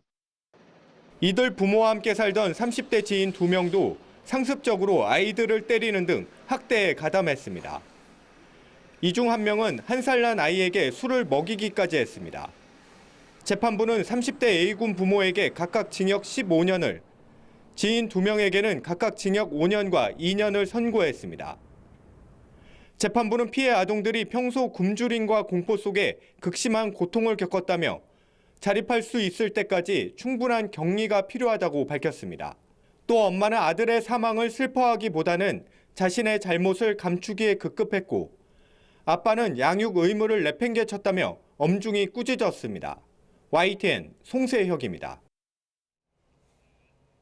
임금 체납에 반발하며 분신해 숨진 택시기사를 폭행하고 협박한 혐의로 재판에 넘겨진 운수회사 대표가 항소심에서도 실형을 선고받았습니다. 유족들은 그러나 범죄 중대성에 비해 형이 가볍다며 아쉬움을 내비쳤습니다. 임혜진 기자입니다. 임금 체납 해결과 택시 완전 월급제 시행을 요구하며 홀로 시위를 벌인 지 227일째 되던 날, 택시기사 방영환 씨는 자신이 다니던 회사 앞에서 분신해 생을 마감했습니다. 그런 방 씨의 죽음에 1심 법원은 운수회사 대표의 책임을 인정했습니다. 근로기준법 위반과 상해 등의 혐의로 구속 기소된 대표 정모 씨에게 징역 1년 6개월을 선고한 겁니다. 항소심 판단도 다르지 않았습니다. 1심과 마찬가지로 징역 1년 6개월을 유지했습니다. 정 씨는 앞서 법정에서 피해자를 일부러 폭행한 건 아니라고 주장했지만 재판부는 CCTV 영상과 전후 사정을 볼 때 고의가 인정된다고 판단했습니다. 또 보복운전 혐의에 대해서도 피해자가 공포를 느낄 정도로 상당한 위협을 가했다고 보고 정 씨의 무죄 주장을 받아들이지 않았습니다. 다만 재판부는 1심 재판부가 사안을 중대사건으로 봤고 양형 이유를 자세히 설명했다면서 중형을 내려달라는 검사의 항소는 기각했습니다. 앞서 검찰은 정 씨가 임금을 주지 않고 지속적으로 멸시와 폭행 등으로 괴롭혀 방 씨를 분신으로 내몰았다며 징역 5년을 구형했습니다. 유족과 동료들은 실형이 나와 다행이라면서도 형량이 너무 가볍다고 아쉬워했습니다. 아빠에 대해 미안함도 표현을 안 하고 있고 반성도 안 하고 있는 상황이고 진짜로 가식적인 사과도 없는 상황이라서 그냥 진짜 꼭 반성하는 날까지 진짜 더 큰 벌 받았으면 좋겠습니다. 앞으로 우리 사회에서 이러한 노동혐오 범죄, 노동조합 활동을 했다는 이유로 괴롭힘을 당하고 임금 체불을 당하는 일이 더는 없어야 된다. 정 씨가 대표로 있는 운수회사를 포함해 같은 그룹에 소속된 21개 택시회사는 모두 완전 월급제를 지키지 않은 것으로 확인돼 과태료가 부과됐습니다. 방 씨가 자신의 몸에 스스로 불을 붙인 지 어느덧 1년이 다 돼가지만 사측은 그의 죽음에 책임이 없다며 여전히 사과조차 하지 않고 있습니다. YTN 임혜진입니다. 코로나19 확산이 이어지는 가운데 방역당국은 이번 주나 다음 주쯤 여름철 유행이 주춤해져 감염자의 규모는 예상치인 35만 명보다 작을 것으로 전망했습니다. 또 추석 연휴까지 재유행 확산에 대비해 당직 병원을 확대 운영하기로 했습니다. 백종규 기자의 보도입니다.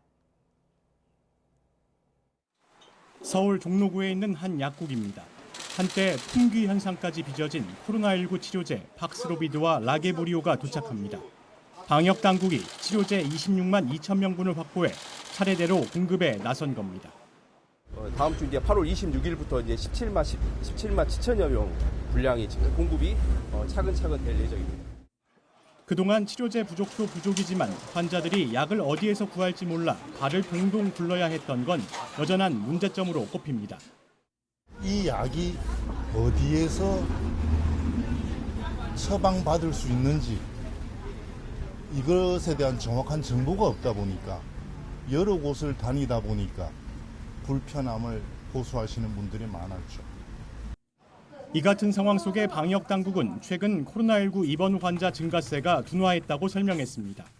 지난주 입원 환자는 전주보다 5.7% 늘어난 1,444명으로 이달 첫째 주와 둘째 주에 전주 대비 환자 증가율보다는 크게 낮아졌습니다. 이런 추세라면 이번 주나 다음 주 이후 코로나 확산세가 주춤해질 것으로 보입니다. 당초 예측한 8월 4주차 주간 약 35만 명 규모보다 발생 규모가 작을 것이라고 예측하고 있습니다. 다만 코로나19로 응급실을 찾는 중증, 경증 환자는 늘고 있습니다. 방역당국은 응급실 부담을 줄이기 위해 경증 환자는 공공병원 등의 발열 클리닉을 설치해 이용할 수 있도록 하고 추석 연휴 응급 환자가 더 많이 발생할 것에 대비한 대응책도 마련했다고 밝혔습니다. 코로나19 유행 지속 시 더 많은 응급 환자가 발생할 가능성에 대비해서 평년보다 더 많은 당직 병의원을 운영토록 하겠습니다. 정부는 이와 함께 개학을 맞은 학교에 방역 강화를 주문하며 증상이 심한 학생은 등교를 자제하고 이 기간을 출석으로 인정하는 내용의 지침을 마련해 각 학교에 안내했다고 강조했습니다.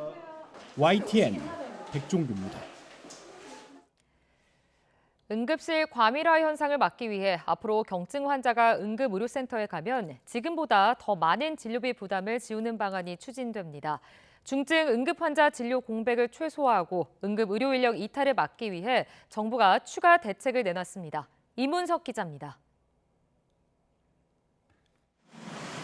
권역응급의료센터와 지역응급의료센터에서 일하는 응급의학 전문의는 1,502명으로 지난해보다 84명 늘었습니다. 하지만 여전히 응급실 현장에선 인력 부족을 호소합니다. 응급실에서 중요한 역할을 하던 500명가량의 전공의가 이탈한 뒤 공백이 커졌기 때문입니다. 이런 상황이지만 응급실을 이용하는 경증 혹은 비응급 환자는 42%로 여전히 많은 비중을 차지하는 거로 나타났습니다.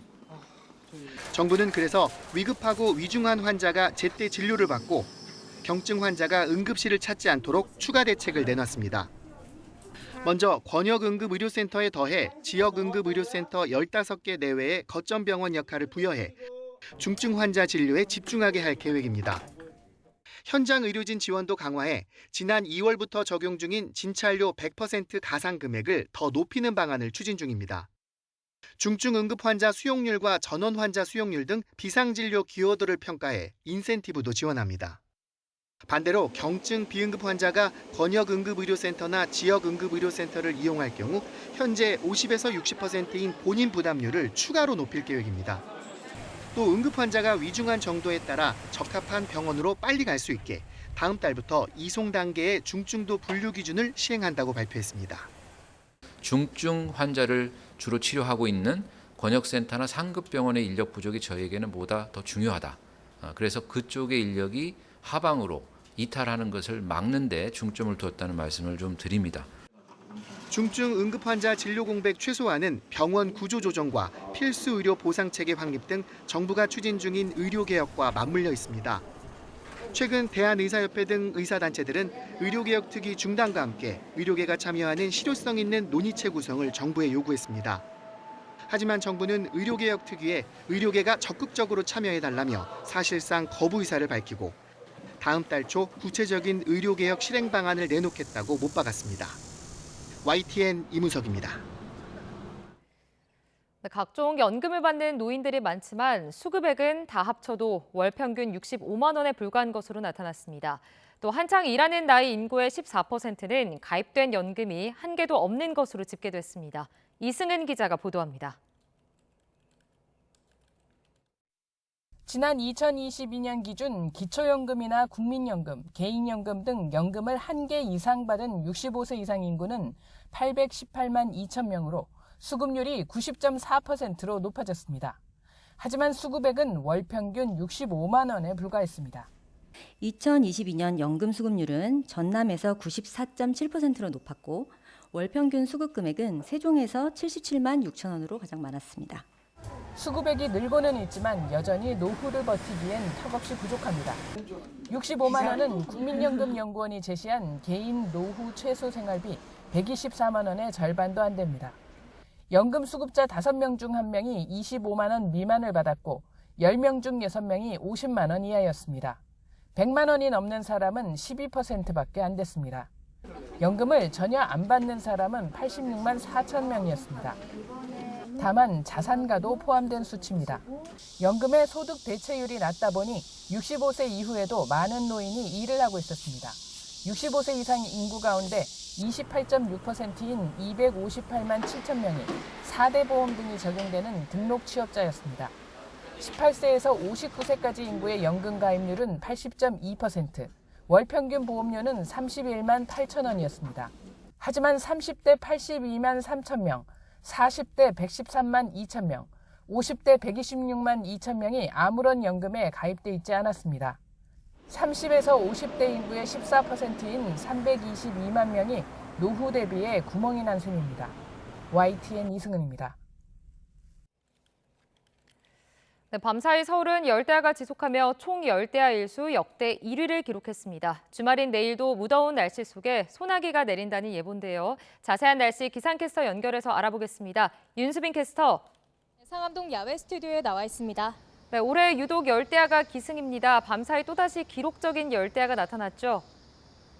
네, 8월 하순에 접어들었지만 더위의 기세는 좀처럼 꺾일 줄을 모릅니다. 지난 밤사이에도 서울은 열대야가 나타나며 총 열대야 일수 역대 1위를 기록했는데요. 한낮에도 습도가 체감온도를 끌어올리겠습니다. 장기화하는 폭염에 지치기 쉬운 만큼 계속해서 건강관리 잘해주셔야겠습니다.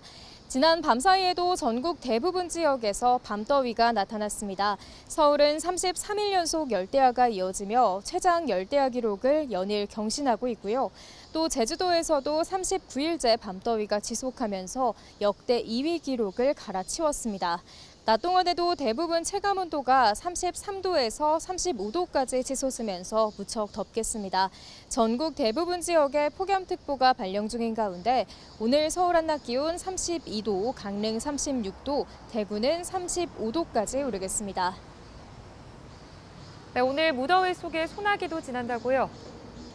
네, 어제 전국 곳곳에 내렸던 비는 밤사이 대부분 그쳤습니다. 하늘도 점차 개겠는데요. 하지만 오늘 중부와 전북, 제주도에는 한때 요란한 소나기가 지나겠습니다. 예상되는 소나기의 양은 5에서 20mm로 많지는 않겠습니다.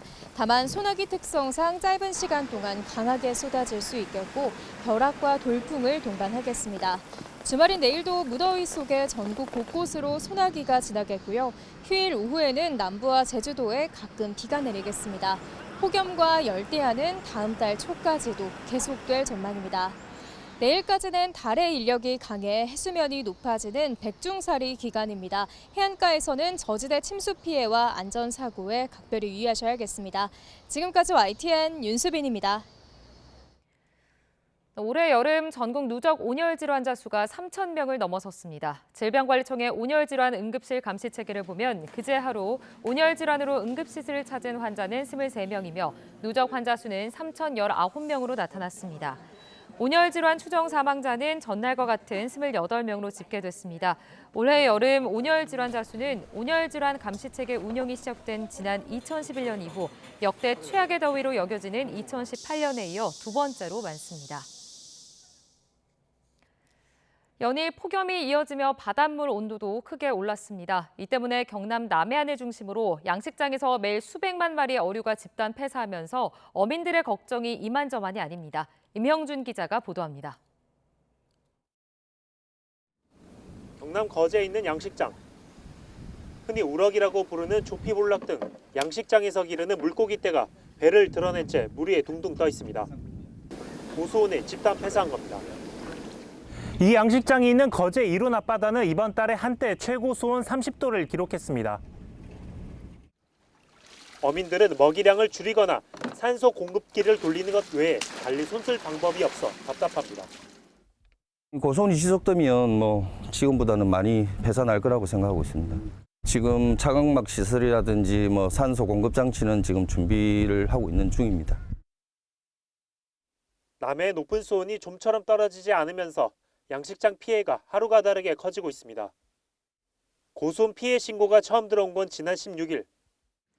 이후 거의 매일 100만 마리 넘게 폐사하더니 하루에만 무려 330만 마리 넘게 죽기도 했습니다. 지난해엔 1,466만 마리가 폐사해 200억 원 넘는 피해가 났습니다. 폭염이 지속되고 있는 기간까지는 수온이 높을 거라고 생각되기 때문에 8월 말까지는 수온이 높을 거라고 예상되고 있습니다. 이처럼 올해 고수온 현상은 9월로 접어든 뒤 폭염이 잦아들어서야 한풀 꺾일 것으로 보여 어민들 속은 계속 타들어가고 있습니다. YTN 임영준입니다. 뉴질랜드에서 교통사고로 한국인 3명이 숨지고 1명이 크게 다쳤습니다.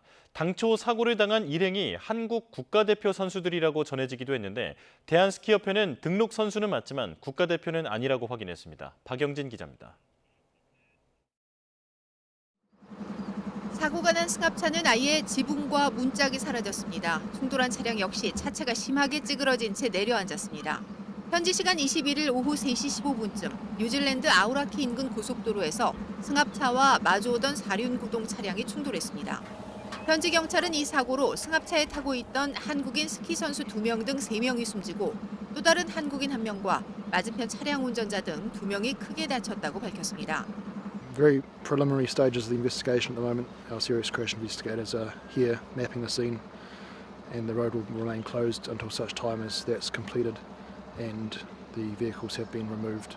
뉴질랜드 헤럴드 등 현지 매체 보도에 따르면 사고 당시 승합차에는 대회 참석과 전지 훈련을 위해 최근 뉴질랜드를 찾은 한국인 스키 선수들과 코치 등이 타고 있었습니다.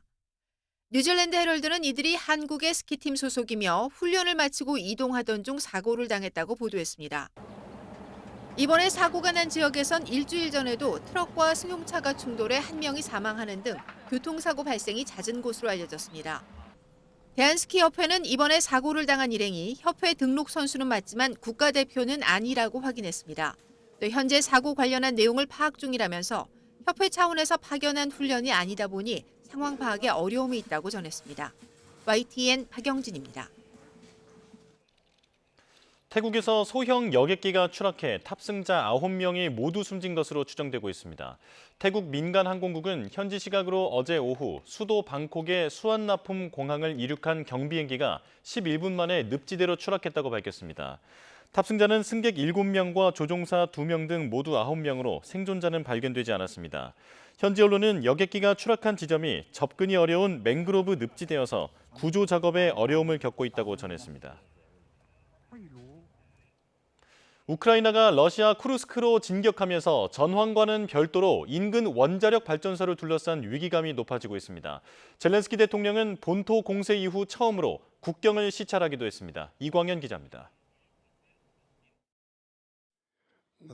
우크라이나 군의 진격이 주춤한 가운데 열흘 만에 다시 회의를 소집한 푸틴 대통령. 우크라이나 군이 쿠르스크 원전을 공격하려 했다고 비난했습니다. Противник пытался сегодня наносить ночью удары по атомной электростанции. Международное агентство по атомной энергии проинформировано, они обещают. 앞서 우크라이나는 타격 계획이 없다고 밝혔고 러시아는 이번에도 딱히 증거를 제시하지 않았습니다. 하지만 러시아 요청대로 IAEA 라파엘 그로시 사무총장은 다음 주 직접 현장을 둘러보기로 했습니다. IAEA는 쿠르스크 원전과 교전 지역의 거리가 30km에 불과해 우크라이나 포병이 사정권에 들어간다는 점을 우려하고 있습니다. 여기에 원자로 일부는 체르노빌 원전처럼 보호덮개가 없는 형태여서 더욱 취약합니다. 전쟁 초기부터 위협을 받아온 자포리자 원전의 상황도 심각합니다. 지난 11일엔 냉각탑에서 화재가 발생했고 러시아와 우크라이나는 서로에게 책임을 떠넘겼습니다. 젤렌스키 대통령은 쿠르스크 침공 후 처음으로 국경 시찰에 나섰습니다.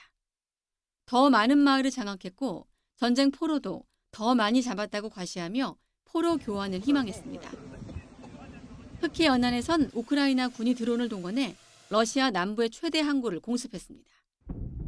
하지만 동부 전선인 도네츠크에선 마을을 하나씩 점령당하면서 수백 명의 주민이 피란 열차에 오르고 있습니다. Ми зараз Покровську виїжджаємо до Києва. Ситуація дуже складна, дуже гучно. Було прийнято рішення виїжджати. Дітей вивозити, та й себе. 우크라이나 군은 24시간 동안 교통 중심지인 포크롭스크 동쪽 전선에서만 53건의 공격을 받았다고 밝혔습니다. YTN 이광현입니다. 도를 넘는 가짜뉴스에 연예인이나 정치인뿐만 아니라 재벌 총수들도 몸살을 앓고 있습니다. 기업 이미지가 추락하고 주가가 출렁이는 등 피해는 크지만 정작 유포자 처벌은 솜방망이 수준입니다. 최하영 기자가 보도합니다. 지난 6월 정몽구 현대차그룹 명예회장 사망설이 사설 정보지를 넘어 유튜브까지 퍼졌습니다. 난데없는 허위 정보였지만 계열사 주가가 크게 요동치면서 현대모비스는 결국 사실무근이라는 반박 공시까지 띄었습니다. 세기의 이혼으로 주목받은 SK 최태원 회장도 가짜뉴스로 곤욕을 치렀습니다. 일부 유튜브 채널에선 회장 해임설부터 구속 수사설까지 온갖 괴소문이 난무했습니다. 모두 허무맹랑한 소리지만 특정 영상은 조회수가 25만 건에 달했습니다. 지난 6월 삼성전자는 1조 원대 웨이퍼 폐기설에 시달리며 8만 원대 주가가 무너졌고 지난해 유튜브에선 이재용 회장이 투자한 코인이라며 투자자를 속인 한큰 사기도 있었습니다. 특히 이재용 회장의 등명으로 이 코인이 무료로 지급까지 하면서 이 코인 앞으로 5,000% 상승의 시작입니다. 이처럼 연예인이나 정치인뿐만 아니라 기업 총수들도 가짜뉴스의 표적이 되고 있습니다. 문제는 이런 허위 정보가 당사자를 넘어 기업과 소액주주에게도 악영향을 준다는 겁니다. 가짜 뉴스가 널리 퍼지게 되면은 단기간에 이제 주가 변동성이 커지게 되고요. 소액 투자자들이 보통 단기 투자를 많이 하기 때문에 이런 변동성에 따라 손실을 볼 계기도 많아가지고 정보에 노이즈를 많이 주기 때문에 부정적인 영향을 미칠 수 있다라고 보시면 될 것 같습니다. 하지만 정작 유포자 처벌은 솜방망이 수준입니다. 정보통신망법상 허위 사실로 명예를 훼손하면 7년 이하의 징역이나 5천만 원 이하의 벌금형에 처할 수 있지만 실제로는 200만 원 이하의 벌금형이 대다수입니다. 최근 유튜버 찌양 협박 사태에서 볼 수 있듯 유명세를 노린 악의적 뉴스가 돈벌이 수단이 되면서 유포자의 이익을 몰수하고 징벌적 손해배상까지 해야 한다는 목소리도 커지고 있습니다. YTN 최하영입니다. 우리나라가 연구개발에 쏟는 투자에 비해 성과가 제대로 나오지 않는다고 국제학술지 네이처가 평가했습니다. 어느 나라보다 성과와 효율을 우선시하지만 단기 성과에 매달리면서 연구 자율성을 옥죄한 것이 원인으로 분석됐습니다. 장하영 기자입니다. 전 세계 연구기관의 경쟁력을 평가하는 네이처 인덱스의 한국 특집입니다. 한국이 연구개발에 강력한 의지를 보이고 있지만 가성비는 부족하다는 평가를 내놨습니다. 지난해 기준 우리나라의 연구 성과는 세계 8위. 인구 100만 명당 연구자 수로는 9천여 명으로 전 세계 1위입니다. 인구가 적은 북유럽 국가가 주로 상위권에 포진한 가운데 아시아 국가로는 유일하게 10위권에 들었습니다. 연구개발에 쓰는 지출 비중도 큽니다. 국내 총생산 대비 연구개발 투자 비율이 4.9%로 1위 이스라엘에 이은 2위입니다. 하지만 성과는 중위권에 머물렀습니다. 동그라미가 클수록 지난 5년간 연구 산출량의 증감이 컸다는 의미인데 엄청난 증가세를 보인 중국을 제외하곤 많은 나라의 연구 산출량이 감소한 가운데 우리나라는 그 폭을 간신히 줄이는 데 그쳤습니다. 네이처는 한국이 자원을 효율적으로 사용하기 위해 우승자를 선별하는 방식으로 연구 투자를 하고 있다고 지적했습니다. 문제는 단기간에 결과물이 나와야 한다는 성과주의가 오히려 효율을 떨어뜨린다는 겁니다. 진짜 획기적인 연구를 위해서는 인내심이 필요하다며 장기 연구로 노벨상 수상자를 여러 배출한 일본과 우리나라를 비교하기도 했습니다. 나눠주기식이다. 그냥 풀뿌리 연구인데 언제 나올지도 모르는데 이렇게 계속하면은 어떻게 보면 자원을 낭비하는 게 아니냐, 이런 작은 지원이라도 꾸준히 하는 게 연구자로서는 훨씬 더 효율적이고 효과적인 것인데, 네이처는 한국이 직면한 가장 큰 문제로 인구 감소와 성별 불균형을 꼽으면서 해결 방안으로 현재 연구 인력의 23%에 불과한 여성의 경력 중단 문제를 푸는 게 가장 중요하다고 제안했습니다. YTN 장하영입니다. 윤석열 대통령이 파리올림픽에서 역대 최고 수준의 성적을 거두고 돌아온 선수단과 만찬을 함께했습니다. 윤 대통령은 배드민턴의 안세영 선수 무릎 부상 등을 언급하며 낡은 관행은 과감히 혁신해야 한다고 강조했습니다. 권남기 기자입니다. 윤석열 대통령이 파리올림픽 선수단을 서울의 한 호텔로 초청했습니다.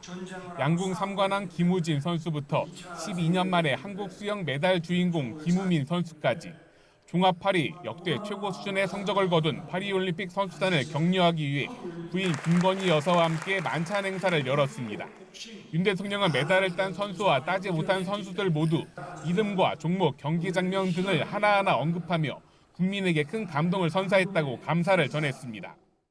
저도 집에서 보면서 마지막에 슛 오프 할 때는 의자에서 도저히 앉아서 볼 수가 없어서. 윤 대통령은 특히 배드민턴 여자 단식에서 금메달을 딴 안세영 선수의 무릎 부상을 콕 집어 언급했습니다. 젊은 선수들이 더 좋은 여건에서 마음껏 훈련하고 기량을 키워나갈 수 있게 해야 한다며 낡은 관행들은 과감하게 혁신해야 한다고 강조했습니다. 낡은 관행들은 과감하게 혁신해서 청년 세대의 가치관과 문화와 의식에 맞는 또 자유롭고 공정한 이런 훈련 환경을 만들어내야 됩니다. 파리올림픽 선수단은 이번 행사에서 올림픽 메달 획득 여부와 상관없이 또 하나의 메달을 받았습니다. 팀 코리아 문구가 새겨진 이른바 국민감사 메달로 파리올림픽 참가 선수와 지도자 234명 모두에게 전달될 예정입니다.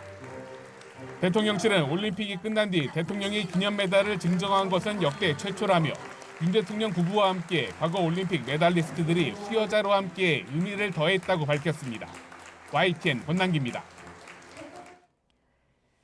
네, 북한은 미국 아파치 공격 헬기가 한국에 추가로 도입되는 것에 대해 안보 불안정을 키우는 도발적 망동이라고 주장했습니다. 북한 외무성은 오늘 조선중앙통신에 낸 대외보도실장 담화에서 한미의 을지자유의 방패 연습이 강행되는 와중에 미국이 아파치 헬기의 한국에 판매를 승인했다며 이같이 말했습니다. 북한은 미 군부가 이번 판매로 한국의 군사적 능력이 향상될 것이라면서도 지역의 군사적 균형은 변경시키지 않을 거라는 모순적 주장을 했다고 비난하며 무력 증강으로 발생할 후과를 엄중히 경고한다고 전했습니다. 뉴스업 금요일 순서 마칩니다. 시청해주신 여러분 고맙습니다.